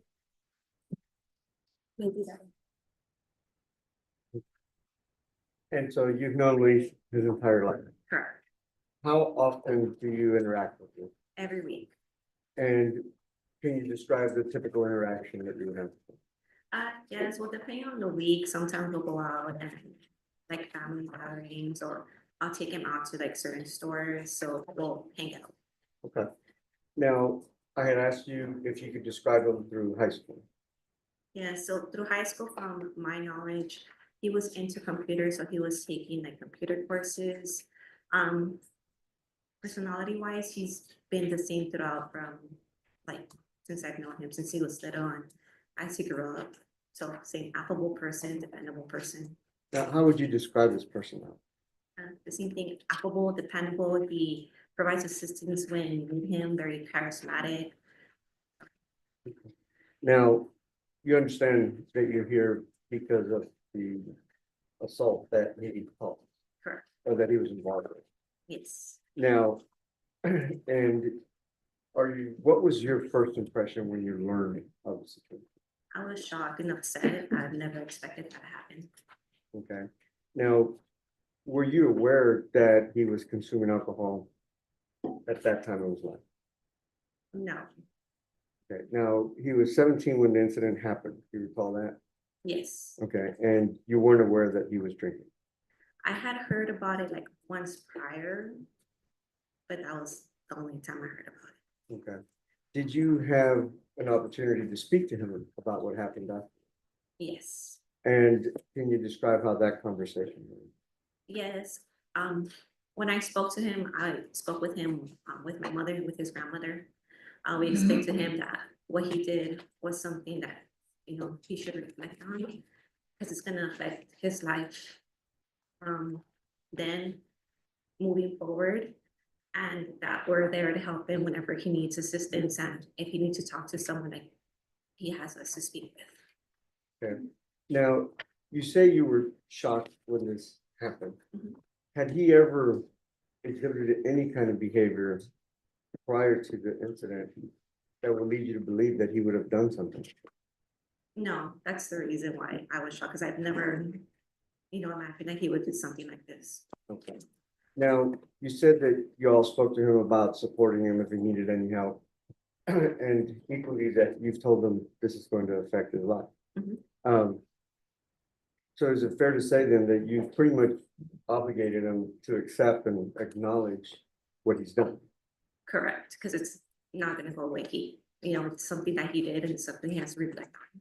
Now, in the event that this court allows him to do deferred probation, he's gonna have a lot of hoops to jump through. You understand that? Yes. And what would you express to the court that you would do for him to make certain that he completes his probation successfully?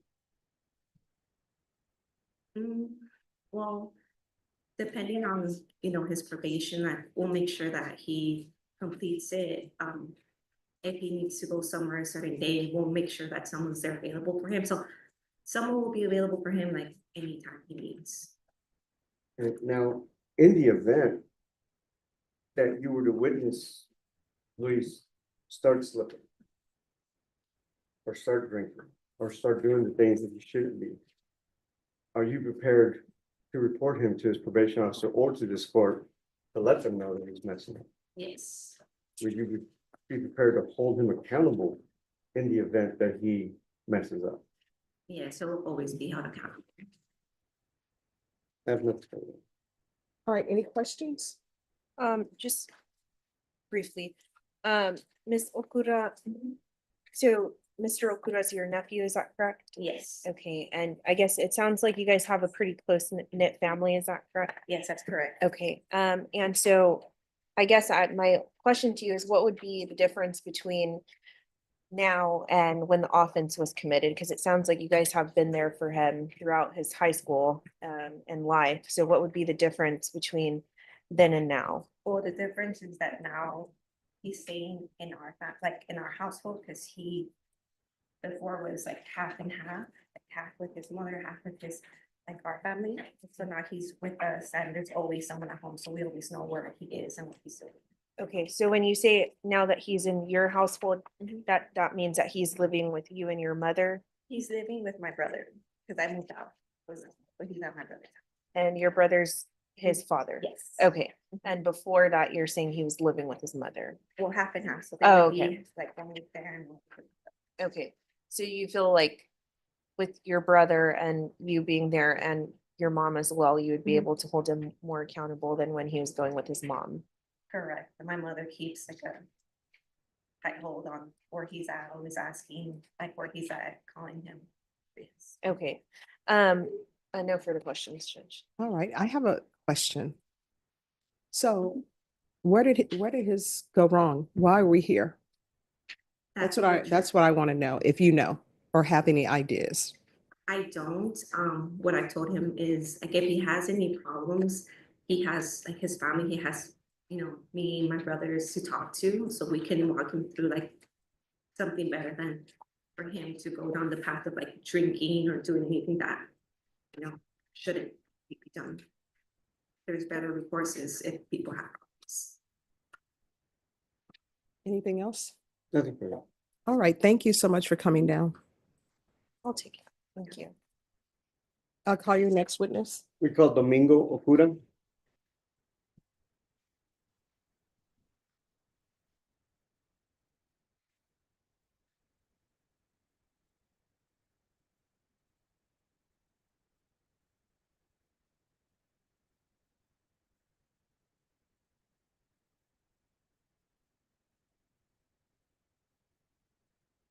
All right, can you raise your right hand for me, please?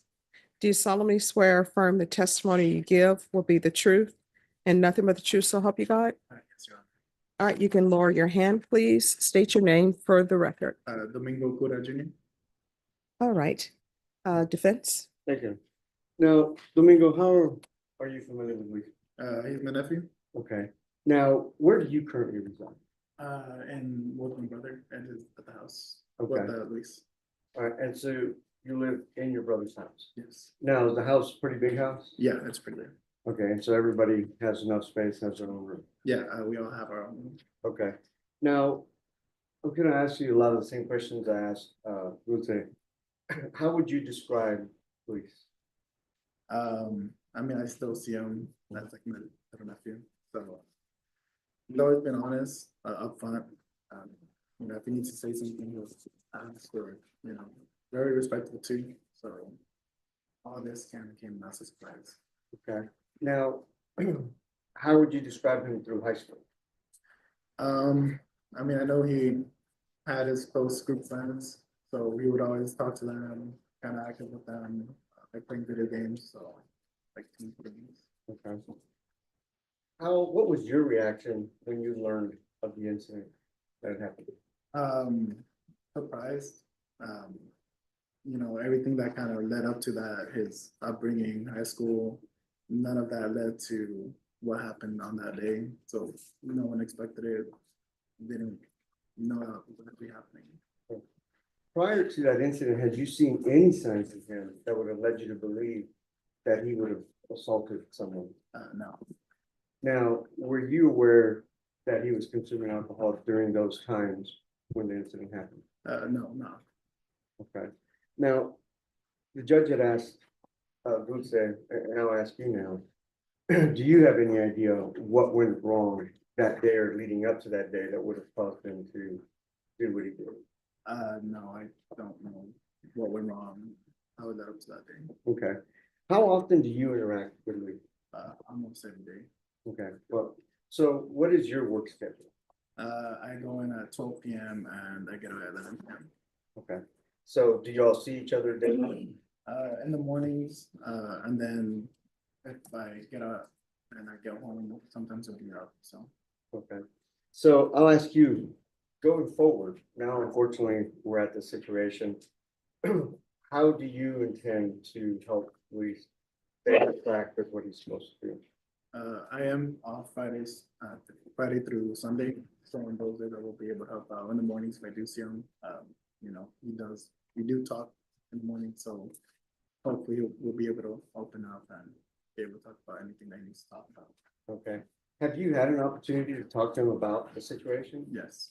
And how did that conversation go? I mean, I did let him know that what he did already happened. He does have to reflect on it and kind of think about why he did it and what he's gonna do different going forward. We can't change the past, we can just kind of learn from there and see what we can do going forward. Okay. And in the event that he were to start slipping or going off the rails, so to speak, are you prepared to inform his probation officer or this court and report him for not doing what he's supposed to be doing? Yes. Okay. Now, you heard the questions to your sister about you all sound like a really tight family, especially living in the big house. Any ideas of things that you would say you could do that you didn't do in the past to better stay in communication with Luis to make certain that this doesn't happen again?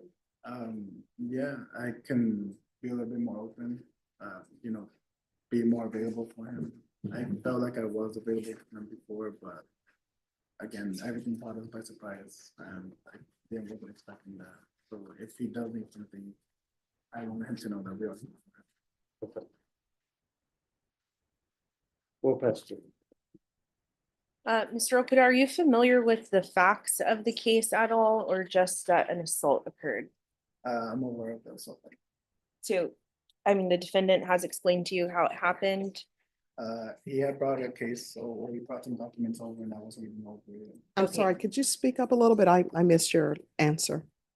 Okay, so you're aware that, I mean, what was reported is that there were two homeless people that Mr. Okuda approached for no reason, and he retrieved a metal pole and assaulted one of them so bad that he had to go to the hospital. May I have a quick second? Sure.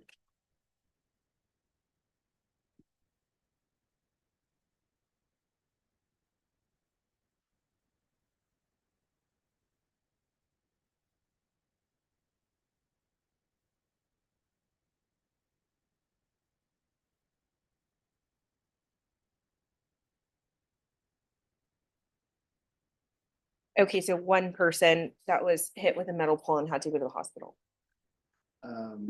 Yes, I was. Okay. And so I guess it's your testimony that that's kind of out of character for him. Yes. Okay. And I guess what exactly would you be able to do besides talking to him? That would be able to help him comply with the terms of his probation if this court grants him probation. Well, my job isn't super flexible, but it is understanding. Like today, I did ask for PTO. I did go over that time. It was only until 3 p.m. I did inform them of what's going on. So they do understand what's going on. That's why it's what's happening here. Not too much detail, but if something does come up where I need to take them somewhere, something needs to be done, I'll be able to inform them. Okay. And I know you testified that you kind of spoke with Mr. Okuda and you told him what happened is something that he needs to reflect on, but do you think that he needs to be held accountable for his actions? Yeah, some sort of kind of. Okay. Will you pass the witness, Your Honor? All right, any further questions? No. All right, thank you so much for coming in. Okay, thank you. I'll call your next witness. Desiree Okuda.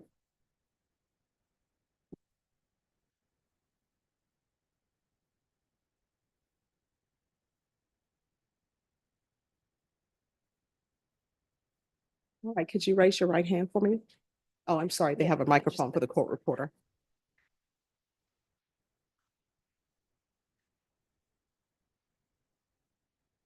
Would you raise your right hand? Do you solemnly swear or affirm the testimony you give will be the truth and nothing but the truth, so help you God? Yes, Your Honor. All right, you can lower your hand, state your name for the record. Desiree Kuda. All right, defense, you may proceed. Okay. And Mr. Okuda, how are you related to Luis? He is my stepson. Okay, and you live in the same home that he does? Yes.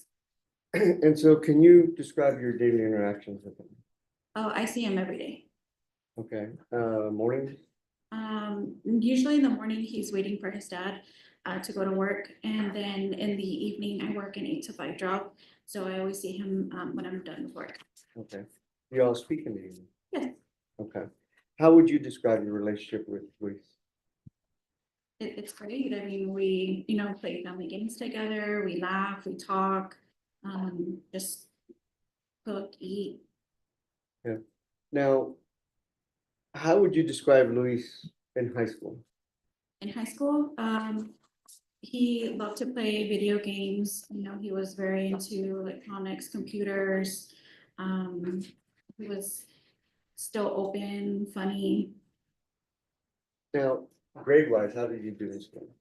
I'm not too sure about his grades. I never really asked him questions like that, like what his grades were. Because I know he was like back and forth with his parents and stuff, so I didn't ask him Okay. that. Now, leading up to the incident that happened, did you see anything in his behavior or his personality that would have changed that lead you to believe that something could be wrong? No, not at all. And what was your first reaction when you learned of this? I was shocked and disappointed. Disappointed, why? Because I know that he knows the difference between right and wrong, and that was something that he shouldn't have been doing, but completely not in his character to do so. Okay. Now, were you aware that he was drinking or consuming alcohol at the time, either maybe a little before or sometime before the incident happened? I only knew about it because my husband and I talked, about everything. So he had told me that about that night, but not prior. Okay. And you were asked, are you aware of what happened at the incident or what Luis did? I just know some vague details. I don't know everything. Okay. And you're not sure if you heard earlier, but so you were not aware that he assaulted a homeless person? I knew about that, but only because of speaking to my husband. Okay. Now, going forward, what would you say you could bring to Luis to make sure that he stays on the right path and that he is successful with probation in the event that this court grants him probation? In my job, I do have the flexibility to leave at any point in time. So if there was ever something, that he needed, whether it was a phone call because he's, feeling depressed or sad or anything, he knows that he can always call me. I can leave at any time. So if there's any appointments that he needs to go to, I can always be there for him. And I feel like I bring a different perspective, being a step parent. I'm kind of like in middle Switzerland, kind of seeing both sides of the spectrum. Okay. Now, you said that he used to be really open. Have you seen a difference in his personality since this has happened? I feel like he's opened up a lot more. He's always out talking and funny and laughing and. Okay. Now, have you had an opportunity to talk to him about the incident? No. Okay. Have you all had an opportunity to talk about how he feels now past the incident and having to deal with all the legal stuff? Yes. And how would you describe that conversation? I know he feels remorseful, and I know he knows that what he did was wrong. But he knows he needs to stay on the right path. Okay. And what could you share with this court that you would do to make certain that Luis stays on the right path and is successful in probation if the court would grant him probation? I know that he would make sure that he follows all of the rules of the probation and make sure that if there was any check-ins that he needed to do or anything like that, that he would obey by them. And if I felt that he was not obeying by them or anything, I would not have a problem contacting somebody and letting them know. Okay, well, you kind of took my last question. We'll pass the witness. Just really quickly, Ms. Okuda, you stated in the mornings, your stepson, he waits for his dad. Do they work together or? Yes. Okay, and what do they do for work? My husband owns his company. He does HVAC and construction, so his son helps him. Okay, about how long has your stepson been doing that? I would say since high school. Okay. Now regarding your household, do you keep alcohol in your household? No, not really. Okay, so do you know where Mr. Okuda consumed the alcohol that he was under the influence of on the night of the offense? No. Okay, and I mean, if this court were to grant probation in this case, would you be prepared to not have alcohol in your home? Oh, yeah, of course. We pass the witness, Your Honor. All right, thank you so much for coming down. Thank you. All right, call your next witness. Azriel Barrios.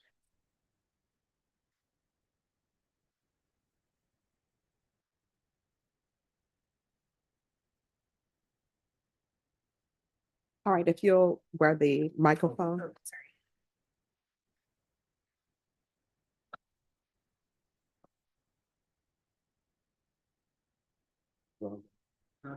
Murphy's Law. No, just. Look, yeah. Oh, this is- Actually, yeah. You just want to hold it? He can hold it. All right, can you raise your right hand for me, please? Do you solemnly swear or affirm the testimony you give will be the truth and nothing but the truth, so help you God? Yes, All right, you can lower your hand, state your name for the record. Azrael Barrios. All right, defense, you may proceed. Thank you. Now, Azriel, how do you know Luis? He's my friend from school And how long have you known him? since the 7th grade. 7th grade? Yes. And how would you describe Luis? If somebody asked you, hey man, tell me about him, paint me a picture of Luis. Very caring, and he's always just there for you whenever you need him. Now, do y'all go to high school together?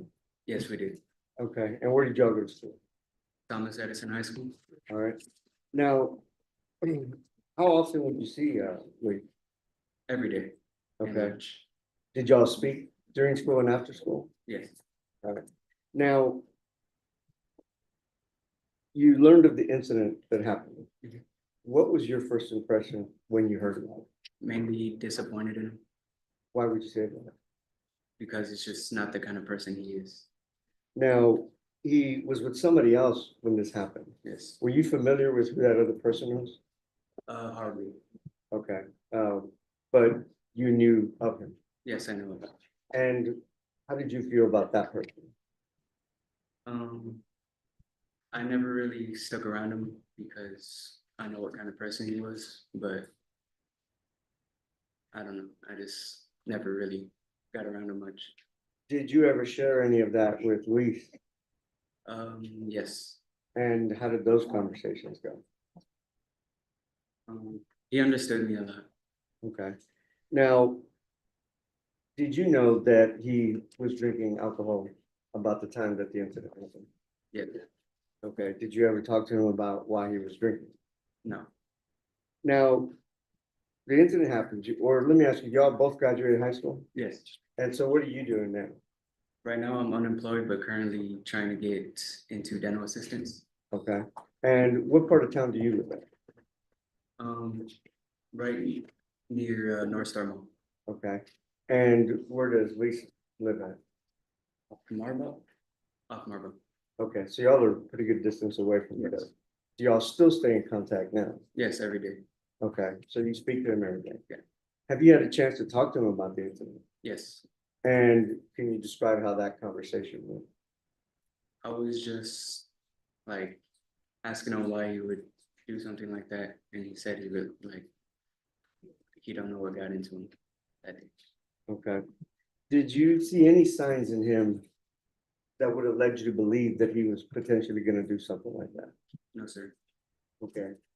Now, going forward from this point, well, from the incident till now, would you say that you've seen any kind of difference in it? Yes, he's more self-aware, I guess. Okay. And going forward, would you be there to help him and make sure that he stays on track with probation in the event that this court grants him probation? Yes, sir. And how would you contend to do that? Well, from the start, I've pretty much been on top of what he's done before, but I'll continue doing that. Okay, and in the event that you were to learn that he was doing something wrong or stepping on, going off the rail, so to speak, would you be ready to report him either to this court or his probation officer? Yes, sir. Do you have any problem holding him accountable, not just for what he's done, but to pay his debt to society, so to speak, through the probation? Yes, sir.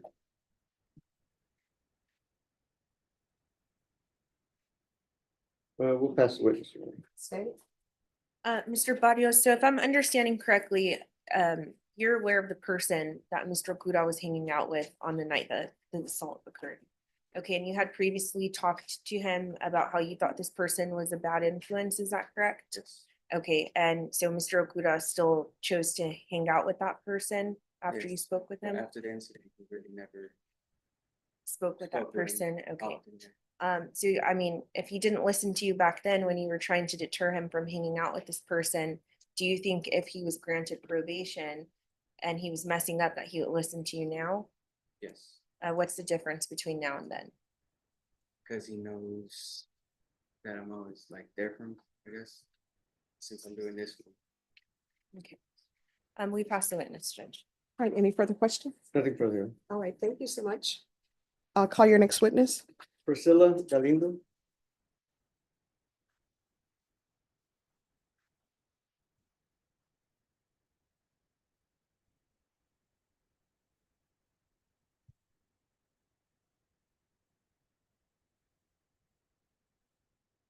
Can you raise your right hand for me? Do you solemnly swear affirm the testimony you give will be the truth and nothing but the truth, so help you God? Yes, Your Honor. All right, you can lower your hand if you'll state your name for the record, please. Priscilla Galindo, All right, defense. And Priscilla, how are you related to me? he's my son. Okay. Now, you heard some of the testimony earlier, I guess throughout high school, Luis was, I guess sharing his time between yourself and his father. Yes, he's would regularly be 1 week with me and 1 week with his father. Okay, and how would you describe him through high school? He is always been a calm boy, very polite. He always accommodates to help other people and he's very playful. He gets along with his with everybody in the family, with his side, his dad's side and my side. Now, did you have a chance to speak to him about what happened? Yes, I did. And how would you describe that conversation? He knows that I have always told him every, I'm sorry, every act has a consequence, and we talked, and he has remorse as what he did, and he understands that he did something.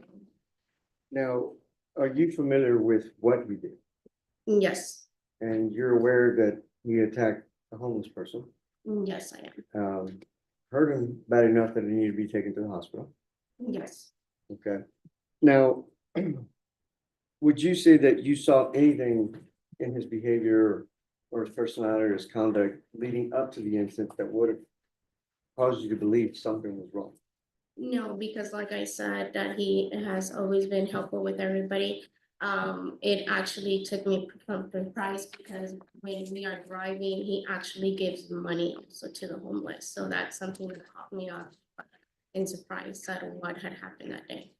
Now, were you aware that he was drinking alcohol at the days or times leading up to the incident? Only one time. And it was when he had asked me for permission to go to a party. And when I picked him up, he was intoxicated. And did you talk to him about that? Yes, I did.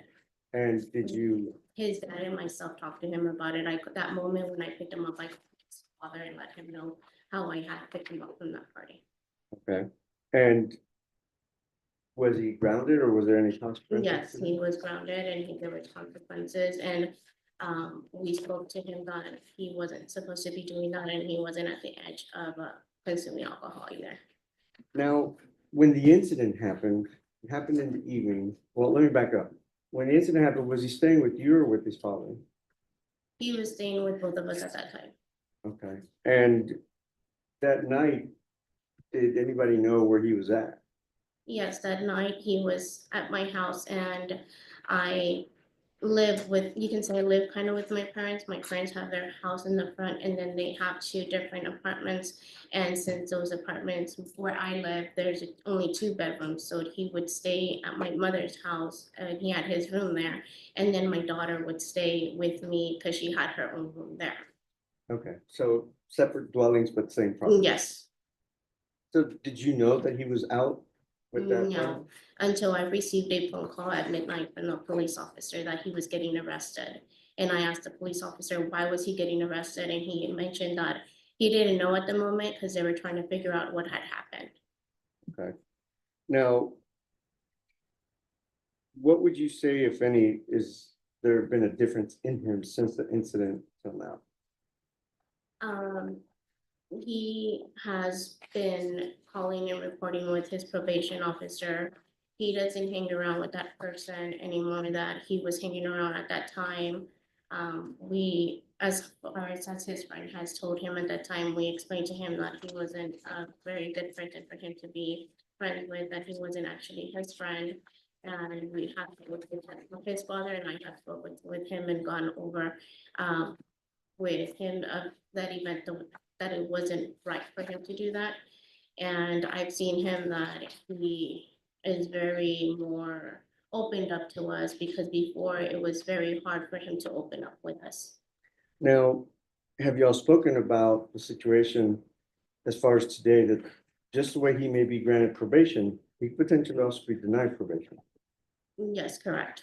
And did y'all speak about that? Yes, we did. And what was his response, or what was the conversation like? That he knew that he did wrongful and that he will assume all the consequences that he will get granted. Now, in the event that this court does grant him probation, what can you do, or would you assure the court that you will do to make certain that he is successful in probation? We both are very supportive with him, so he does work with his dad, and his dad has called me, hey, can you come and pick him up to take him to the appointment and stuff like that. He knows that any call away, I can go ahead and move myself and pick myself up and go get him and take him. Every time that we have left court as well, sometimes he does leave with me, and what he does is walk out, grab that phone and call the bail bonds and call his probation officer. So he's been very on top of his stuff. And as far as I know, it's been almost a year or about a year, and he has not gotten in trouble. So that also can let you know that he has learned his lesson.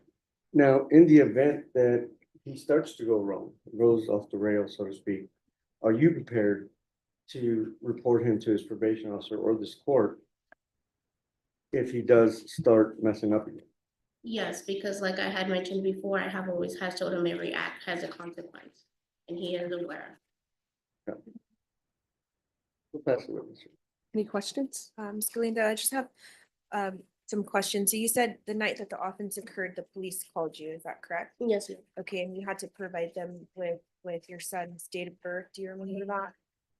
Yes, they did. Okay, and so you were able to provide that or them that information because he couldn't provide it at that time because he was intoxicated. Is that fair to say? Correct. They asked me for my full name, they asked me for my address, and they asked me for his full name, they asked me for his date of birth, and I gave them the information. Okay. No further questions, Judge. All right. Thank you so much for giving me some insight. If you'll leave the microphone, you can call your next witness. Our last witness, Judge, will be Luis J. Okuda. All right. If you'll come forward. Okay. All right.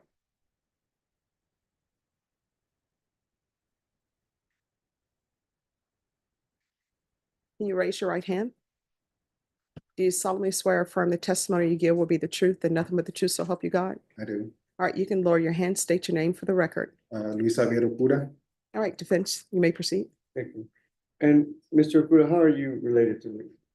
I'm his father. Now, how would you describe Luis through high school? Throughout high school, I mean, he never got into any issues as far as any issues with his classmates or anything like that. He's always on top of things, trying to help out people and things like that. So, how would you describe his personality? His personality, sometimes he can be stubborn. He's always trying to accomplish the things that he puts out to, as far as whatever he sets his mind to, he'll try to overcome that as well. Now, when you learned of the incident, what was your initial response or your initial feeling? I was disappointed and upset. Okay. Did you have a chance to talk to him about the incident? Yes, I have. And how would you describe that conversation? When I spoke to him about the incident, I explained to him, I mean, there was no reason for him to put his hands on anybody. When I spoke to him, he is fully aware of what the outcome and everything that can happen today. But yeah, I mean, he is remorseful as far as all of that is concerned. Now, we heard that since the incident happened, he's come to live with you full time. Correct. Is that something you and Priscilla spoke about? Correct. And how did y'all come up with that decision? I mentioned that to his mom, just because I know his friend lives around that area, and at my house, I mean, I have a strict curfew on him. When he's at my house, I have security cameras everywhere, and I keep a close eye on him as far as what needs to get done. And that was the conversation with his mom, that I think it would be best if he would just move over to my house full time. Okay. Now, let me ask you, well, it sounds like there's a lot stricter parameters on him now. Correct. What would be the difference before the incident to now, would you say, your approach with him? The difference is, I mean, he's going to work with me constantly every day. I have a close eye on what he does. And I mean, the difference is that, I mean, we're open as far as how we talk to each other a little bit more. Before, he was kind of shy as far as about talking his personal issues and things like that. And today I feel that he's a whole lot more open as far as his communication skills are concerned. Okay. Now, you said you've talked to him about the incident. How would you describe his mindset or his view on what he did? His mindset, he's fully aware of what he did. I did scold him as far as what he did. I did tell him that he had never had put his hands on absolutely anybody. And as far as that incident, when we spoke about it, he is taking the necessary actions to better himself as far as that's concerned. Now, you and I and your son sat in my office and watched videos of what happened. Correct. And you're fully aware of what he did. Yes. You're aware of the condition of the gentleman that he assaulted. Correct. And what is your take on what he did? My take on what he did, like I stated, I mean, it's very disappointing that he did that. I mean, I always try to talk to him as far as what he needs to do. And like I stated, I mean, I have always told him never to put his hands on somebody. And that's pretty much it. Just disappointed as far as what happened that day. Now, while we can never predict what people are gonna do, just the way you couldn't predict that he was gonna do what he did this time. But in your gut, in your heart, do you believe this is something that could potentially even repeat itself? I mean, that's a hard question. I know after speaking to him, he's fully aware of all the consequences that have occurred and everything that can happen here today. And I feel like that something like this is not going to happen again, just because He's aware of what can happen, and I mean, he has all the family support that he needs to move forward. And lastly, I mean, I think we clearly heard that you're gonna be there watching him almost daily. Correct. To make certain that he's successful in probation. Correct. But if you were to start slipping and messing up, are you prepared to hold him accountable and report him to his probation officer or this court? And have him punished even further if that's what needs to happen? Correct, yeah, he would get a scolding for me first, and then I would report everything that he did as far as that's concerned. Best witness. No questions, Judge. All right, thank you so much for coming in. Do you have any other witnesses? Just my client himself, Judge. All right, if you'll come forward.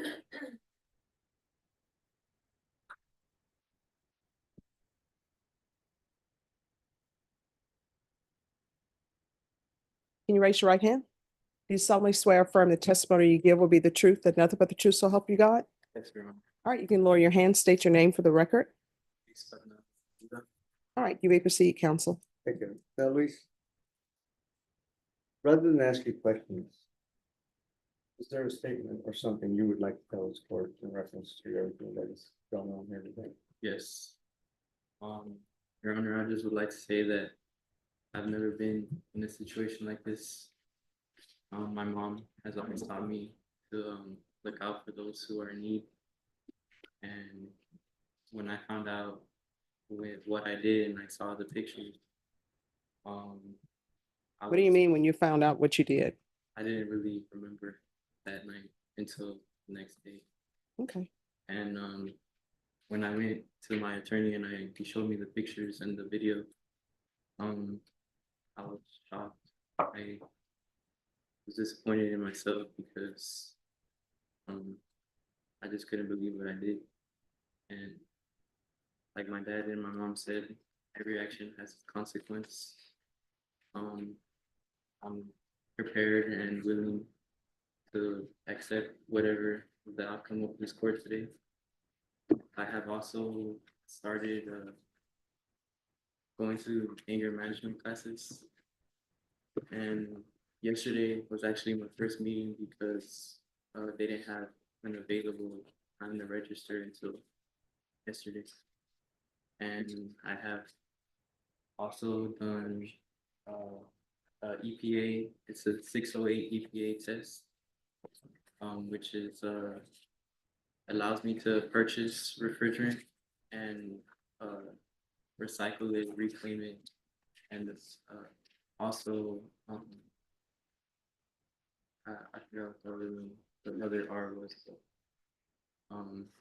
I want to continue to be out here, you know, to contribute and be with my family.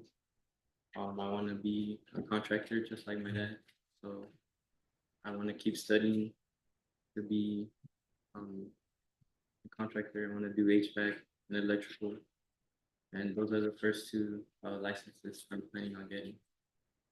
Now, let me ask you, so were you drinking the night that this happened? Yes, I was. And were you drunk at the time that it happened? Yes. And that's why you don't remember what happened? Yes, I think I blacked out. Now, you heard Azrael talk to you about this person that you were hanging out with. Yes. So he warned you about this guy. Yes, he did. But you still hung out with him. Yes. Why?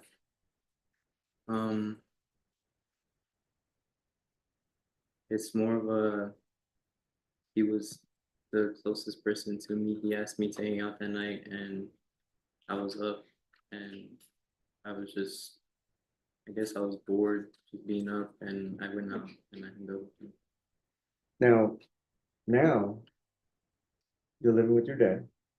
Sure. And you heard your dad say that he keeps a really strict eye on you. Yes. He has a curfew for you. Yeah, every time I go out with my friends, I have to be back then. Now, how do you feel about him basically treating you like you were still 16 or something and having a curfew and watching you? Well, I think it's a good thing. You know, I'm able to make my own decisions, you know, but I feel like he's just looking out for me and wants the best for me. Okay. Now, you're 18 now. Right. And if you're on probation, you understand that potentially it's going to be a long probation. or along deferred probation. Yes. And are you prepared to allow your father to continue with his restrictions on you? Yes. Okay. Now, you signed up for the anger management course. Is this the document they gave you? Yeah. I was also supposed to sign up for 2 other classes that they have here. One of them being the healthy relationship class, which helps you maintain and build healthy relationships with people. And the other would be the drug recovery class, which they talk about the things that the substances you take do to your body and help you recover from them. Now, they circled class 5. Why did they circle class 5? Because at the time when I went in, that's the session that they were on. They were on session 5. And the facilitator for the program told me that next week I would take chapter 6. And then going forward, I would go back to 1, 2, and 3, and then 4. Now, I don't know if you care to say. No, I'm good. Okay. Now, you're trying to move forward. You hear everybody saying that they're gonna be there for you. How do we make sure that what happened that night doesn't happen again? Well, like I said, I'm gonna take this drug recovery class. I'm no longer drinking, no longer smoking, because at the time I was smoking too. So, like they said, I'm very open now. I'm not very good. I wasn't very good at sharing my feelings and how I feel, but now I feel like I'm getting better at that, and I have a lot of people I could talk to if I ever have the issue. Now, you work with your dad. How often are you working with him? Pretty much every day except Saturdays and Sundays. Okay. And what are typically your work hours? From like 8 to like 2, sometimes even later, but no later than 5. Okay. And he's helping you make time to get to your appointments or reporting or whatever you need to do? Yeah. Okay. And I just want to make sure we're clear, the EPA, Environmental Protection Agency 608 Clean Air Act has to do with refrigeration. Yes. And you've taken the initial test for that. Yeah, I took the test last week, and I'm just waiting for them to get back with me with the certification. Now, how is that going to help you working with your father? I'll be able to purchase refrigerant if he ever needs me to. He could send me to the store, and I can get material, the material that he needs, such as the refrigerant, contactors, any part to fix the AC unit. He can send me to go get that. Now, does that have any kind of certification as far as working on the units themselves, or is that something different? Yeah, with the EPA 608 certification, I can pump the unit up with refrigerant as well as recycle it, take it out, put it into the tank, and then take it to dispose it somewhere else. Okay. Now, if you're granted probation or deferred probation, we talked about there's going to be community service, there's going to be funds, there's going to be classes, there's going to be a whole list of things that it's going to be expected of you. And are you prepared to engage and complete all the requirements that this court may place upon you? Yes, I'm prepared. My dad's schedule is very flexible, so if I ever need to check in somewhere or go somewhere, he'll be able to take me. Now, you heard your mom saying that she could move around at a moment's notice. Have you relied on her or asked her for help here in the recent past? Yeah, the other day she took me to my anger management. Okay. Anything else you'd like to share with the court? No. We'll pass the witness. Any questions? I just have a couple of questions, Mr. Okuda. And I'm really just trying to figure out what happened that night. So how did you come into possession of alcohol on that day? There was a guy outside the corner store that I asked him, and he bought it. Okay. And so it's your testimony that you're not consuming alcohol anymore? Okay, and you're not around alcohol anymore? Okay, and then I was gonna ask you about the smoking. Thanks for being honest about that. But you're not doing that I anymore. haven't smoked since last year, November. Okay. And I guess just as far as, I mean, because you're with two other people that night, is that correct? Correct. Okay, and so, I mean, one of them had a firearm. Did you know that he was gonna have a firearm that night? Yes, I was. And why were you hanging out with him? Like I said, I was just bored, just looking for something to do, and he invited me over to hang out. So I mean, you realize that that's not a good choice that you made that day, right? yeah, I understand. Okay, and I mean, are you prepared to take the steps forward that you need to be held accountable for what happened that night? Yeah, I said I would be held accountable. I said I would take full responsibility for what happens. Okay. No questions, no further questions, Judge. All right. This is what I don't think people realize. And I'm going to tell you my thought process right now. And if I'm incorrect in my thought process, let me know. Sometimes people will drink, they get intoxicated, they drive, they hit somebody, right? In your situation, you're telling the court, I'm intoxicated. I see two homeless people, they're not bothering anybody, and I go up and attack them.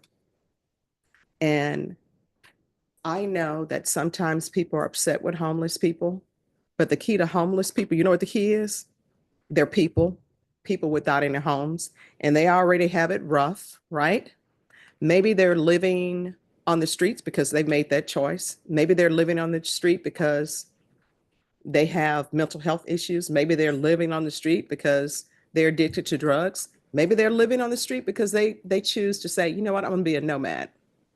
But I don't think any homeless person is like, you know what, I want to be on the streets and I'm expecting somebody to beat me up.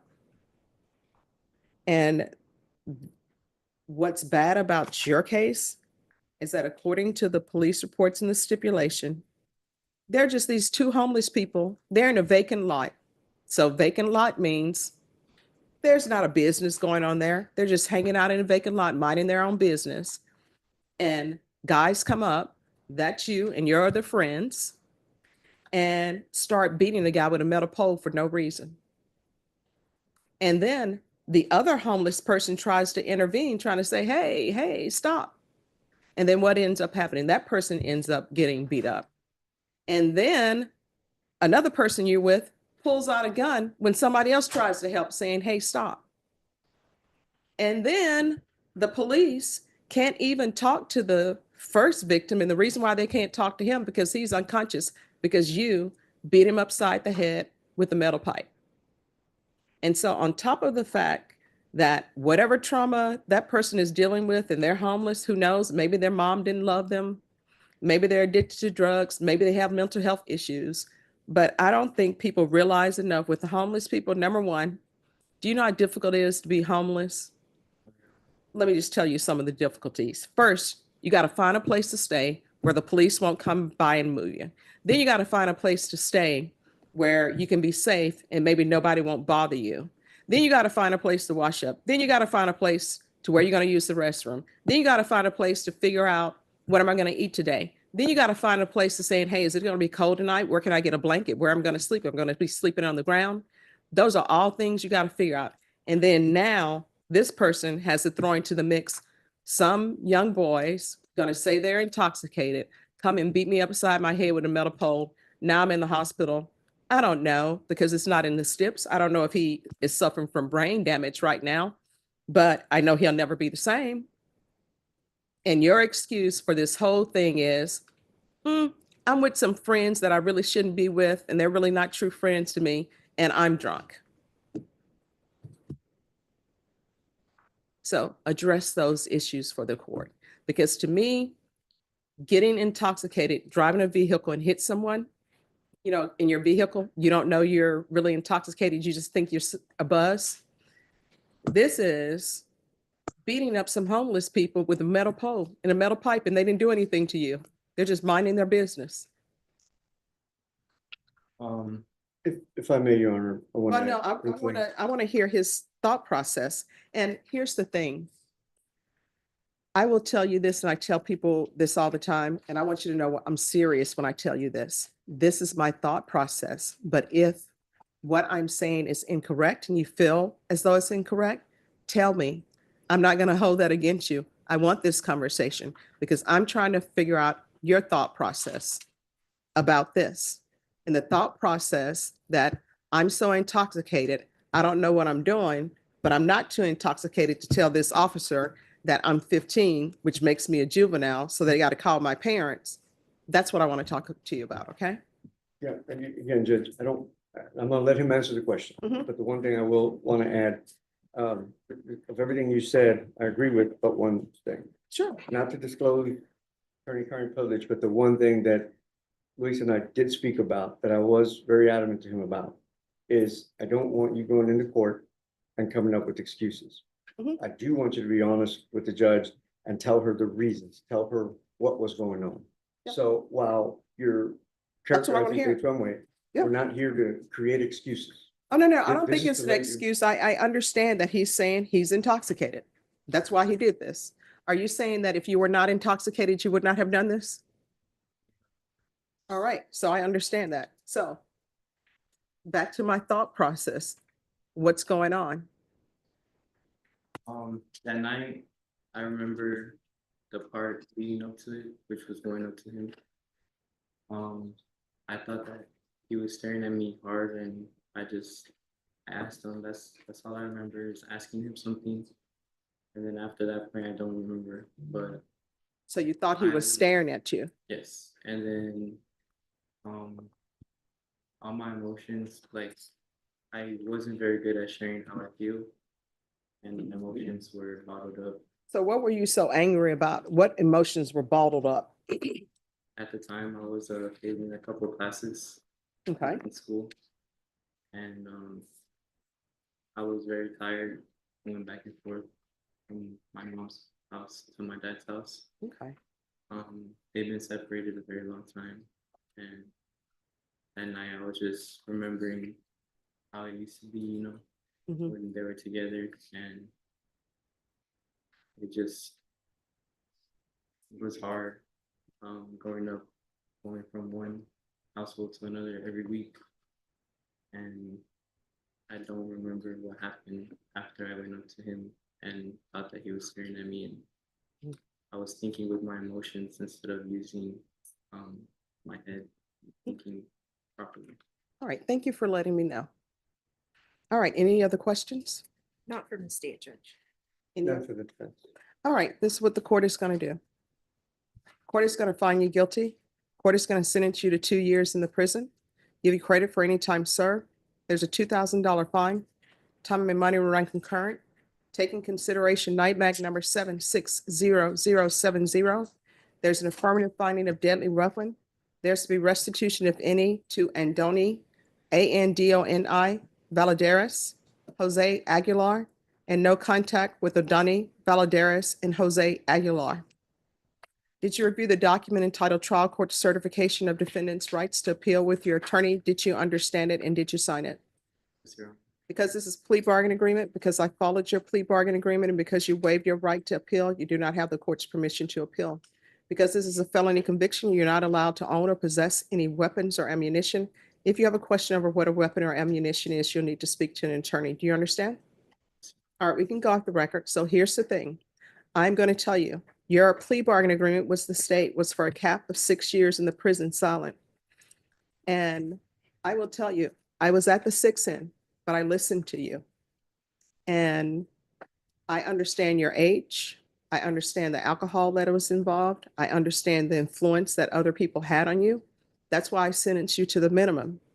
But I have to also balance that with the fact that here you have someone who wasn't doing anything other than just living their life, and they're in the hospital unconscious, beaten with a metal pole. And I can assure you, I'm sure that was probably very painful for them.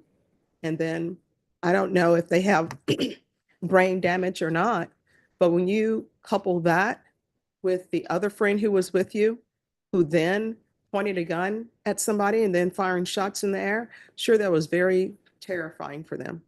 So I understand that 2 years is a lot. You're young. You came in. I do appreciate your coming in. I do appreciate the improvements you're made in your life, but sometimes there's punishment in rehabilitation. So you can still live your life when you go to prison. Don't become institutionalized, okay? All right, good luck to you. Thank you. Can we have the court retain jurisdiction of the case?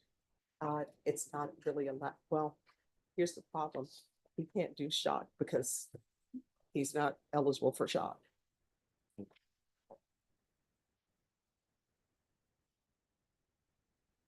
Yeah.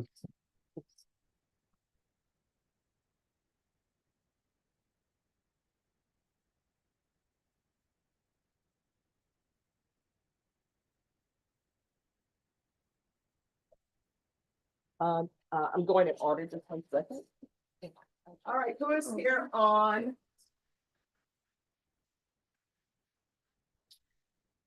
Jessica Rodriguez. Court is calling 2025 CR 002509 State versus Jessica Rodriguez. Can I have parties approach and announce for the record, State? Defense? Suzanne Kramer from Ms. Rodriguez. All right, is there an application in this case? There is, Judge. All right, counsel, have you received all discovery? I have. Did you review that with your client? I did. And are you Ms. Rodriguez? Yes, ma'am. Did you review the document entitled Application for Deferred Adjudication? Yes, ma'am. Court will find that the state is in compliance with discovery. Ms. Rodriguez, did you review the true bill of indictment with your attorney? Did you understand it? Yes, ma'am. Counsel, do you waive the reading of the indictment? I do, Judge. State, are you proceeding on the indictment as presented? Yes, we are, Your Honor. Ms. Rodriguez, did you review the document entitled Court Admonishments and Defendants Waivers and Affidavit of Admonitions with your attorney? Did you understand it and sign it in all the appropriate places? Yes, ma'am. Did you understand you're charged with assault of a peace officer or judge as a second-degree felony? Range of punishment is anywhere from 2 to 20 years in prison and up to a $10,000 fine. Yes, ma'am. If you have a plea bargain agreement with the state, the court does not have to follow your plea. If for any reason the court does not follow your plea and gives you more than you bargained for, the fact that you enter a plea will not be used against you and you will be allowed to withdraw your plea. Did you understand? Yes, ma'am. You have a right to jury trial, a right for you or your attorney to cross-examine and confront any witnesses the state would call, and the right to remain silent. Yes, ma'am. Did you understand that by entering this plea, you were giving up those rights? Yes, ma'am. Did you intend to give up those rights and enter into a plea in this case? Did you understand that the court would grant your application for deferred adjudication? If for any reason your deferred adjudication were revoked, the court could find you guilty, sentence you up to 20 years in prison and up to $10,000 fine. Yes. Counsel, has your client been able to provide you with any defenses? She has, Judge. Do you believe she has a rational as well as a factual understanding of the charges against her? She does. You believe she's currently competent and was legally sane at the time of the offense? Ms. Rodriguez, has anyone threatened you, coerced you, or placed you in fear to get you to enter this plea? No, ma'am. Anyone promised you anything other than the plea? No, ma'am. Are you satisfied with the way you've been represented? Yes, ma'am. Are you a U.S. citizen? Yes, ma'am. Court will find that defendant has knowingly and voluntarily waived her right to jury trial. Did you review the plea bargain page with your attorney? Did you understand it? Yes, ma'am. According to the plea, punishment is to be assessed at a $1,500 fine. State recommends deferred adjudication. Did you understand that to be the plea? Yes, ma'am. Defense, is that the plea? It is, Judge. State, is that the plea? It is, Your Honor. Did you review the waiver of appeal paragraph with your attorney? Did you understand it? Yes, ma'am. Did you sign it in both places? Yes, ma'am. Did you understand by signing that you're waiving your right to appeal? The only items that can be appealed are written pretrial motions that have been filed, heard, and ruled upon by the court. Did you understand? Yes, ma'am. Counsel, have there been any such motions? Yes, Judge. Outside the agreement, the state is requesting that your community supervision be for a term of 6 years. There be a TAP evaluation, 120 hours of community service restitution. Did you understand those are recommendations from the state and the court does not have to follow those recommendations? Then to the offenses charged, how do you plead? Guilty, not guilty, or no contest? State any evidence. Yes, Your Honor. State Exhibit number 1 with all of its attachments. No objection, Judge. State, you may be excused. Thank you, Judge. Did you review the waiver and stipulations with your attorney? Did you understand it? Did you sign it in all the appropriate places? Yes, ma'am. Again, did you understand you have a right to jury trial, a right for you or your attorney to cross-examine and confront any witnesses the state would call, and the right to remain silent? Yes, ma'am. Did you understand that today the state would be presenting evidence in the form of witnesses' statements and police reports but most importantly, there will be no live testimony. Did you understand? Yes, ma'am. Court will find that defendant has knowingly and voluntarily waived and consented to stipulation of testimony and stipulations. Court will accept into evidence states exhibits 1 and attachments. The court has reviewed the same. The court will find there is sufficient evidence to find you guilty. The court will defer finding of guilt as you apply for deferred adjudication. Are you proceeding with sentencing? Yes, Judge. Anything you wish to say on behalf of your client? Only judge that, her criminal history is very light. She had a resisting arrest that was dismissed. She had something else. I can't honestly remember what the charge was, but she successfully completed deferred. So I was asking Jason if he would mind if I, just asked you to go a little lower on the fines, especially with her condition. She's getting ready to have that baby, and possibly give her less term of like maybe 4 or 5 years on deferred. All right, so why are you fighting at Market Square on Fiesta? There's 3 girls that came up to me, and then one of them, I guess, I don't know how she knew me, but she knew me, and she had said my son's name, and then I was drunk on her, and I just started fighting. So we're living in a society now where if someone even says someone's son's name, it's like all bets off, let's fight. Well, if she said it aggressively, Oh, what's your son's name? Josiah, Josiah. Is that what she did? yeah. That's all it takes for people to fight? I thought you were going to say maybe she called your son out his name, but I see she did not. She was just screaming his name. No, they had came up to me when I was already walking away because I had saw them were by the porta potty. How do you guys know each other? She knows, The father of your child? well, no, his girlfriend. All right, yeah, there's some kind of girlfriend, boyfriend going over here. People do not get into fights, which I don't know why. Nothing in her history that just came out of the blue. I don't know why people are getting in fights. Is Child Protection Service involved in your life? No, ma'am. How many children do you have? She's my second one. I just have 2. So you have 2 and 1 on the way? No, just 1, and then she's my second. All right, this recorder is going to do. Oh, I'm sorry. How far did you go in school? 9th grade. Why did you drop out? I was in a foster system, and I ended up running away, and then when I turned myself in, it was really too late for me to go back to high school because I was too old to go back to the 9th grade. All right, do you have a support system? She does. Is he here? Is he Yes, still he's- here? Yes, he's here. She's got, I don't know, boyfriend? Yes. His name is Mark Cruz. He's actually been here since 9 o'clock this morning. Well, is Mark Cruz the father of your children? Yeah, he's a father of my daughter, and he also takes care of my son while I'm. All right, so here's the thing. This is what I tell people, and I want you to internalize what I'm saying. Sometimes, yes, you meet a guy, they're a prince. It's like, oh, where did this guy fall from? It's like a Hallmark movie and not a suffering woman's channel movie on Lifetime. But usually it's a Lifetime movie. Children, I think children are great. I love children. But you should think of children as suitcases. And who wants to be carrying around all these suitcases and it's not their suitcase? So you need to consider that, because sometimes people treat their biological children different from children that are not their biological children. And you're out here living your life, drinking, getting drunk at Market Square, getting into fights, and your child is by themselves with whomever you have them with. So has he been taking care of your child while you're in custody? Yes, ma'am. Him and my older sister have been. And Judge, I can absolutely attest to the fact that Mark Cruz texted me, calling me all the time, wanting to make sure she was okay, wanting to know what was going on. He really was like overly involved from my point of view, but clearly cares for her. All right, maybe he's wants somebody to help him babysit. I'm Possibly. tired. But obviously he wants. Hurry to up, out. get home. Everybody Okay. wants to be out. All right, this is what the court is going to do. There's going to be a $1,500 fine that will be probated, regular reporting by Zoom or in person, regular random UAs, 120 hours community service restitution. I'm going to order parenting. Once she completes parenting, 60 of those hours will be waived. I'm going to order GED, or either you're going to obtain your trade school certification in something, then the other 60 hours will be waived. 6 years deferred adjudication. There's to be no contact with Market Square. So You will not be fiesting, is that a word? Fiesting at Market Square while you're on this probation. You better bypass that street.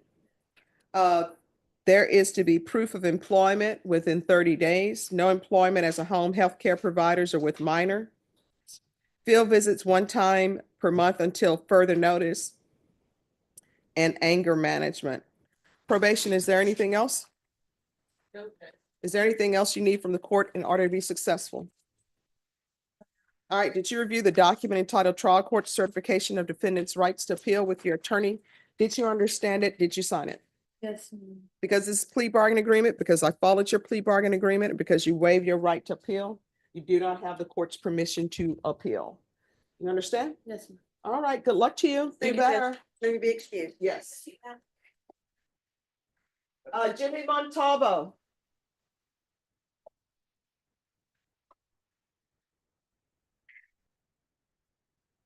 And there's only one case, correct? That's clean, Judge. I was playing yesterday. All right. Court is calling 2024 CR 012580 State versus Jimmy Montalvo Jr. Can I have parties announced? State, Andrew Harris, Salem. defense, Danielle Cranbrook for the defense. and are you Mr. Montalvo? Yes, ma'am. Counsel, have you received all discovery? Your Honor. Court will find that the state is in compliance with discovery. Mr. Montalvo, did you review the application for community supervision with your attorney? Did you understand it and sign it? Yes, ma'am. Did you review the true bill of indictment with your attorney? Did you understand it? Yes, ma'am. Counsel, do you waive the reading of the indictment? I do, Your Honor. State, are you proceeding on the indictment as presented? Yes, Judge. Mr. Montalvo, did you review the court admonishments with your attorney? Did you understand it? Did you sign it in all the appropriate places? Yes, ma'am. Did you understand you're charged with theft of property, $2,500, with 2 or more previous convictions as a state jail felony? Range of punishment is anywhere from 180 days up to 2 years in the state jail facility and up to a $10,000 fine. Did you understand? Yes, ma'am. Did you understand you have a right to jury trial, a right for you or your attorney to cross-examine and confront any witnesses? The state would call in the right to remain silent. Yes, Your Honor. Did you understand by entering this plea, you were giving up those rights? Yes, Your Honor. Did you intend to give up those rights and enter into a plea in this case? Yes. Did you understand if you have a plea bargain agreement with the state, the court does not have to follow your plea? If for any reason the court does not follow your plea and gives you more than you bargained for, the fact that you entered a plea will not be used against you and you will be allowed to withdraw your plea. Did you understand? Yes, Your Honor. Counsel, has your client been able to provide you with any defenses? Yes, Your Honor. Do you believe he has a rational as well as a factual understanding of the charges against him? I do, Your Honor. Do you believe he's currently competent and was legally sane at the time of the offense? I do, Your Honor. Sir, has anyone threatened you, coerced you, or placed you in fear to get you to enter this plea? No, ma'am. Anyone promised you anything other than the plea? No. Are you satisfied with the way you've been represented? Yes. Are you a U.S. citizen? Yes, ma'am. Court will find that defendant has knowingly and voluntarily waived his right to jury trial. Did you review the plea bargain page with your attorney? Did you understand it? Yes, ma'am. According to the plea, punishment is to be assessed at 2 years in the state jail facility. State recommends community supervision. They're taking in consideration 2025 CC 004157, 2025 PF 09142, 2024 CR 012577. Did you understand that to be the plea? Yes, Your Honor. Defense? Yes, Your Honor. State? Yes. Did you review the waiver of appeal paragraph with your attorney? Did you understand it? Did you sign it in both places? Yes. Did you understand by signing that you're waiving your right to appeal? The only items that can be appealed are written pretrial motions that have been filed, heard, and ruled upon by the court. Did you understand? Yes. Counsel, are there been any such motions? Sorry, Your Honor. Outside the agreement, the state is requesting that your community supervision be for a term of 2 years. There be no contact with HEB. Did you understand those were recommendations from the state and the court does not have to follow those recommendations? Yes, Your Honor. Then to the offenses charged, how do you plead? Guilty, not guilty, or no contest? No contest. State any evidence. Stand in Exhibit 1 and attachments. No objection, Your Honor. State, you may be excused. Did you review the document entitled Waiver and Consent to Stipulation of Testimony and Stipulations with your attorney? Did you understand it and sign it in all the appropriate places? Yes. Again, did you understand you have a right to jury trial, a right for you or your attorney to cross-examine and confront any witnesses? The state would call in the right to remain silent. Yes, Your Honor. Did you understand that today the state will be presenting evidence in the form of witnesses' statements and police reports? But most importantly, there will be no live testimony. Did you understand? Yes, ma'am. Court will find that the defendant has knowingly and voluntarily waived and consented to stipulation of testimony and stipulations. Court will accept into evidence state's exhibits 1 and attachments and review the same. The court will find there is sufficient evidence to find you guilty, and the court will find you guilty. Are you proceeding with sentencing? Yes, Your Honor. All right, here's my question. Why can't you stop stealing? I can, and I have stopped. No, I mean, you have a lot of theft cases. I was addicted to drugs for my first two. Mm-hmm. That whole time I was addicted to drugs. I've been clean, and I just made a poor decision, and I wasn't supposed to come back here. And I do not look forward to it. Do you have any children?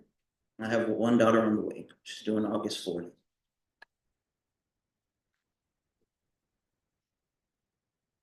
All right, this is what the court is going to do. The court is going to sentence you to 2 years in the state jail facility, suspended and probated for 5 years, regular reporting by Zoom or in person, regular random UAs, a proof of employment within 30 days, no employment as a home health care provider with minors, field visits 1 time per month for 6 months, taking consideration 2025 CC 004157, 2025 PF 09142, 2024 CR 012557. There's to be no contact with HEB, 80 hours of community service restitution. Those will be waived upon completion of parenting classes and CATS 1 and 2 theft course. Probation, is there anything else he needs? Is there anything else you need from the court to be successful? Did you review the document entitled Trial Court Certification of Defendant's Rights to Appeal with your attorney? Did you understand it and sign it? Yes, I did. All right, because this is plea bargain agreement, because I followed your plea bargain agreement, and because you waived your right to appeal, you do not have the court's permission to appeal. Because this is a felony conviction, you're not allowed to own or possess any weapons or ammunition.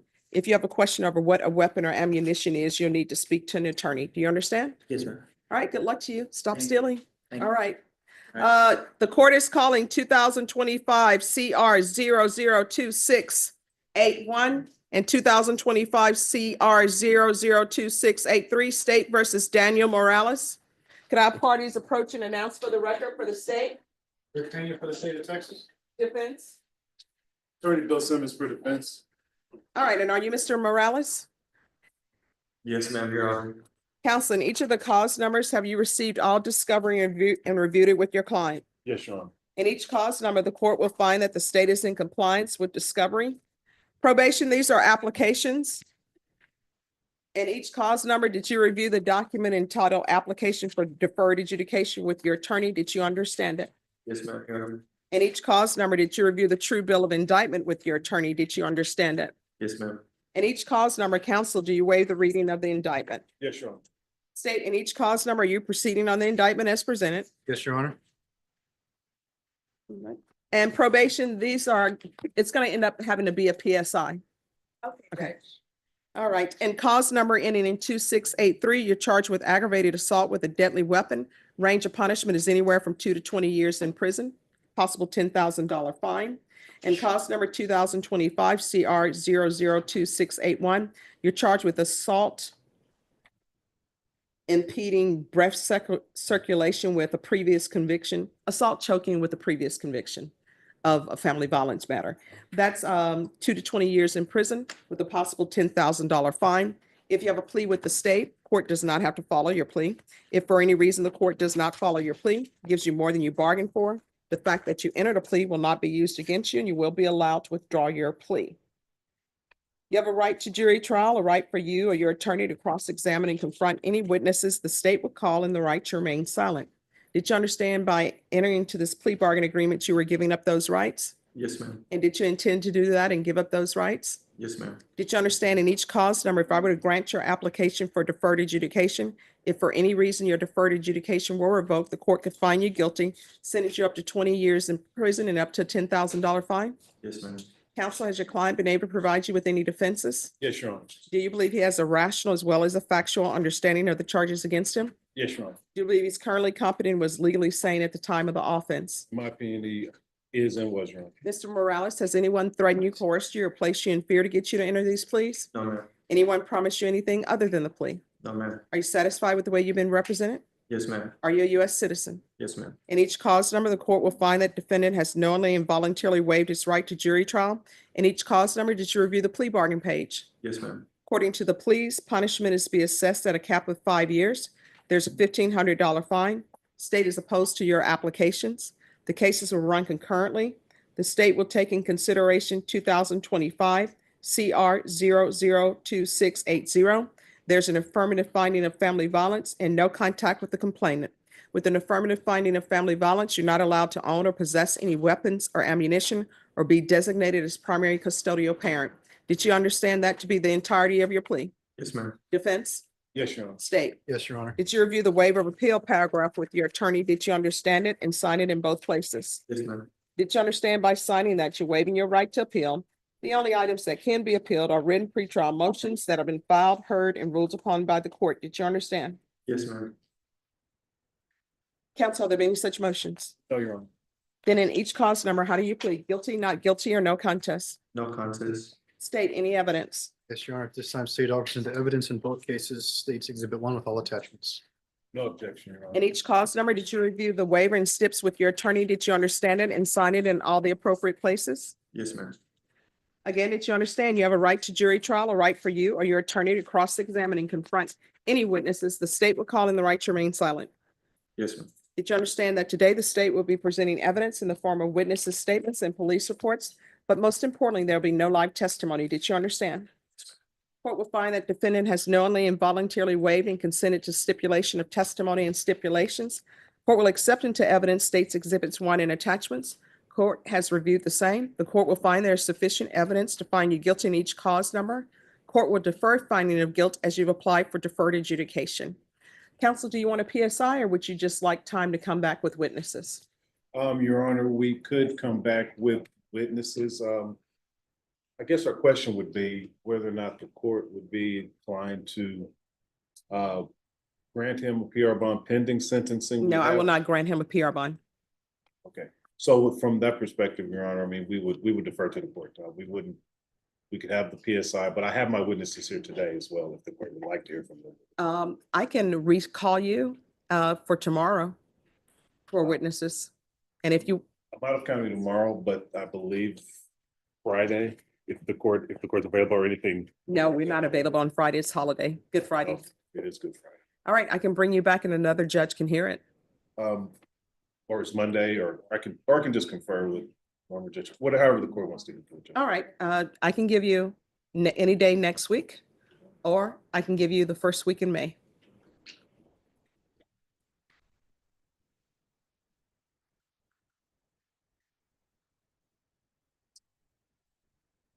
If I could have 2 seconds to ask Yes. his grandmother if she could be here next week. Sure. If you want us to step.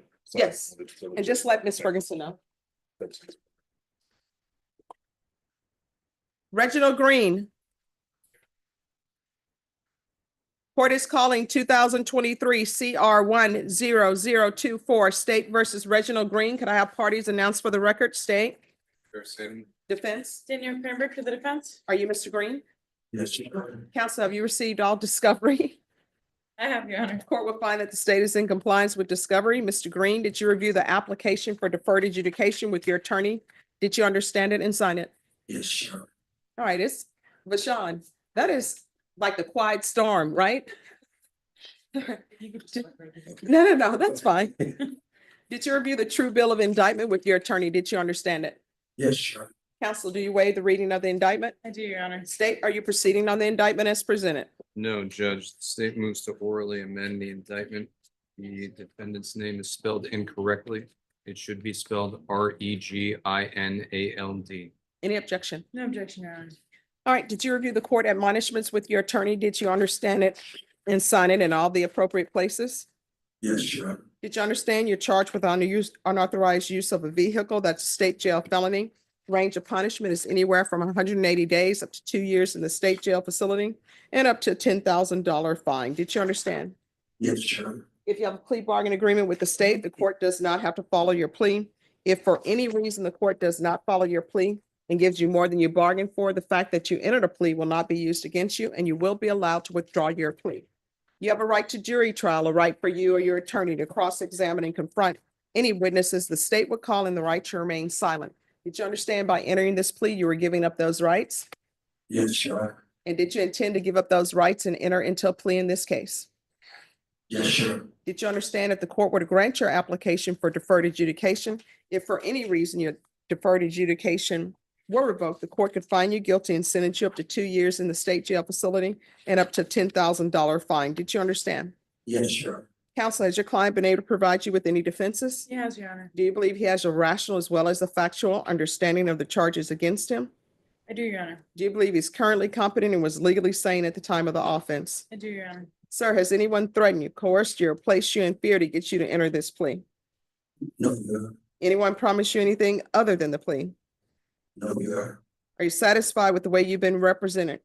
Yes, Your Honor. Are you a U.S. citizen? Yes, Your Honor. Court will find that defendant has knowingly and voluntarily waived his right to jury trial. Did you review the plea bargain page with your attorney? Did you understand it? Yes, Your Honor. According to the plea, state recommends deferred adjudication. They're taking in consideration County Court Cause number 709056, County Court Cause number 709057. Did you understand that to be the plea? Yes, Your Honor. Defense is at the plea? Yes, Your Honor. State? Yes. Did you review the waiver of appeal paragraph with your attorney? Did you understand it and sign it in both places? Yes, Your Honor. Did you understand by signing that you're waiving your right to appeal? The only items that can be appealed are written pretrial motions that have been filed, heard, and ruled upon by the court. Did you understand? Yes, Your Honor. Counsel, have there been any such motions? Outside the agreement, the state is recommending that your community supervision be for a term of 2 years and you not be allowed to operate any motor vehicle without a valid driver's license. Did you understand those were recommendations from the state and the court does not have to follow those recommendations? Yes, Your Honor. Then to the offenses charged, how do you plead? Guilty, not guilty, or no contest? No contest. State any evidence. Contained in Exhibit 1 and attachments, Judge. No objection, Your Honor. State you may be excused. Did you review the waiver and consent to stipulations with your attorney? Did you understand it and sign it in all the appropriate places? Yes, Your Honor. Again, did you understand you have a right to jury trial, a right for you or your attorney to cross-examine and confront any witnesses the state will call in the right to remain silent? Yes, Your Honor. Did you understand that today the state will be presenting evidence in the form of witnesses' statements and police reports, but most importantly, there will be no live testimony? Did you understand? Yes, Your Honor. Court will find that defendant has knowingly and voluntarily waived and consented to stipulation of testimony and stipulations. Court will accept into evidence states exhibits 1 and attachments and review the same.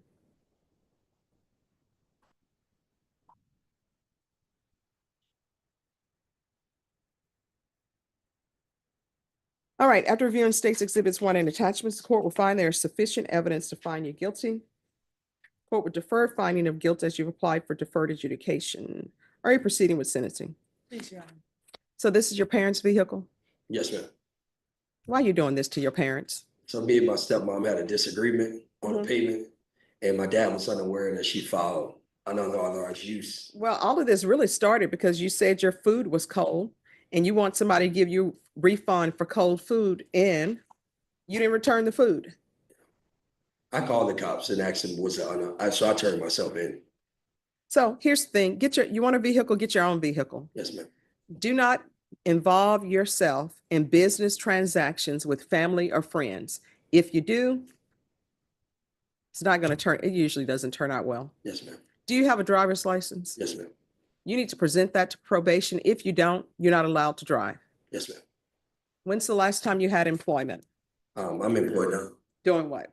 I'm a supervisor at DirecTV. Oh, okay. Oh, everybody's like said, shh, because they're talking about how the bills keep rising for that, but okay. The court is gonna take in consideration County Court Cause number 709056, 709057, 2 years deferred adjudication, regular reporting by Zoom or in person, regular random UAs, proof of employment within 30 days, no employment as a home health care provider or with minors, anger management, field visits 1 time per month for 2 months, no driving without valid, until valid license is presented to probation.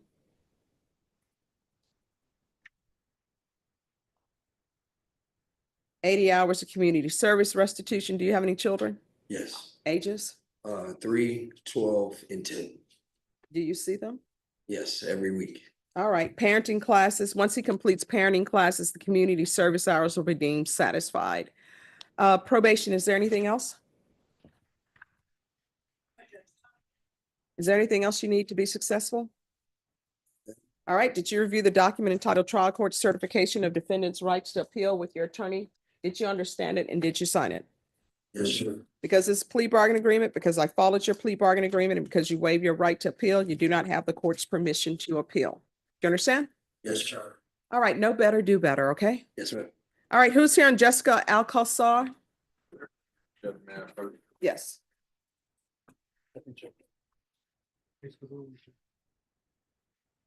Where are we on discovery? Judge, we're still going through discovery, but we did receive a plea offer from the state today that was reasonable.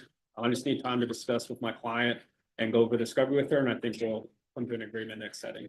All right, Ms. Ferguson, on Alcazar, if you can bring her back the week of May 5th for disposition, what date? All right, May 8th. Once you, thank you. Who is here on Ricardo Vargas?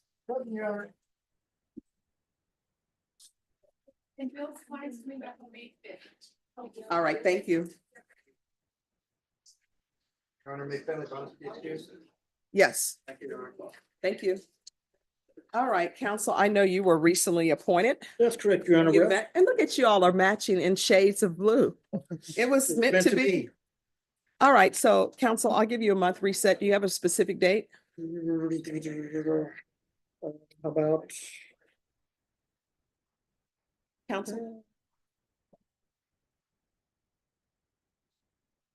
May 28th. All right, Ms. Ferguson, on this case, no, not 28th, that's a Wednesday.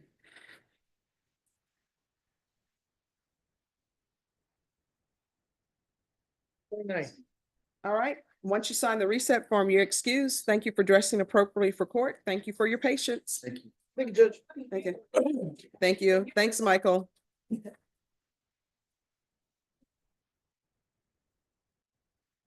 There you go. All right, who's here on Dalvin Berry? That's me, Judge. State needs to talk to the victim. All right.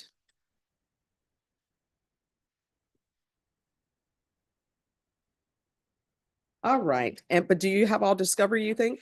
Yep. All right, you want to set it council the week of May 19th? We can do it next week if you'd like. You want to, I'm not gonna be here next week, but if you Okay. want to do it next week, we can. It'll just be with a different judge. You want to do it the week of, I can give you the week of May 19th, That's fine. Monday, Tuesday, or Monday. Thursday. All right, Find so we'll something see you out. back.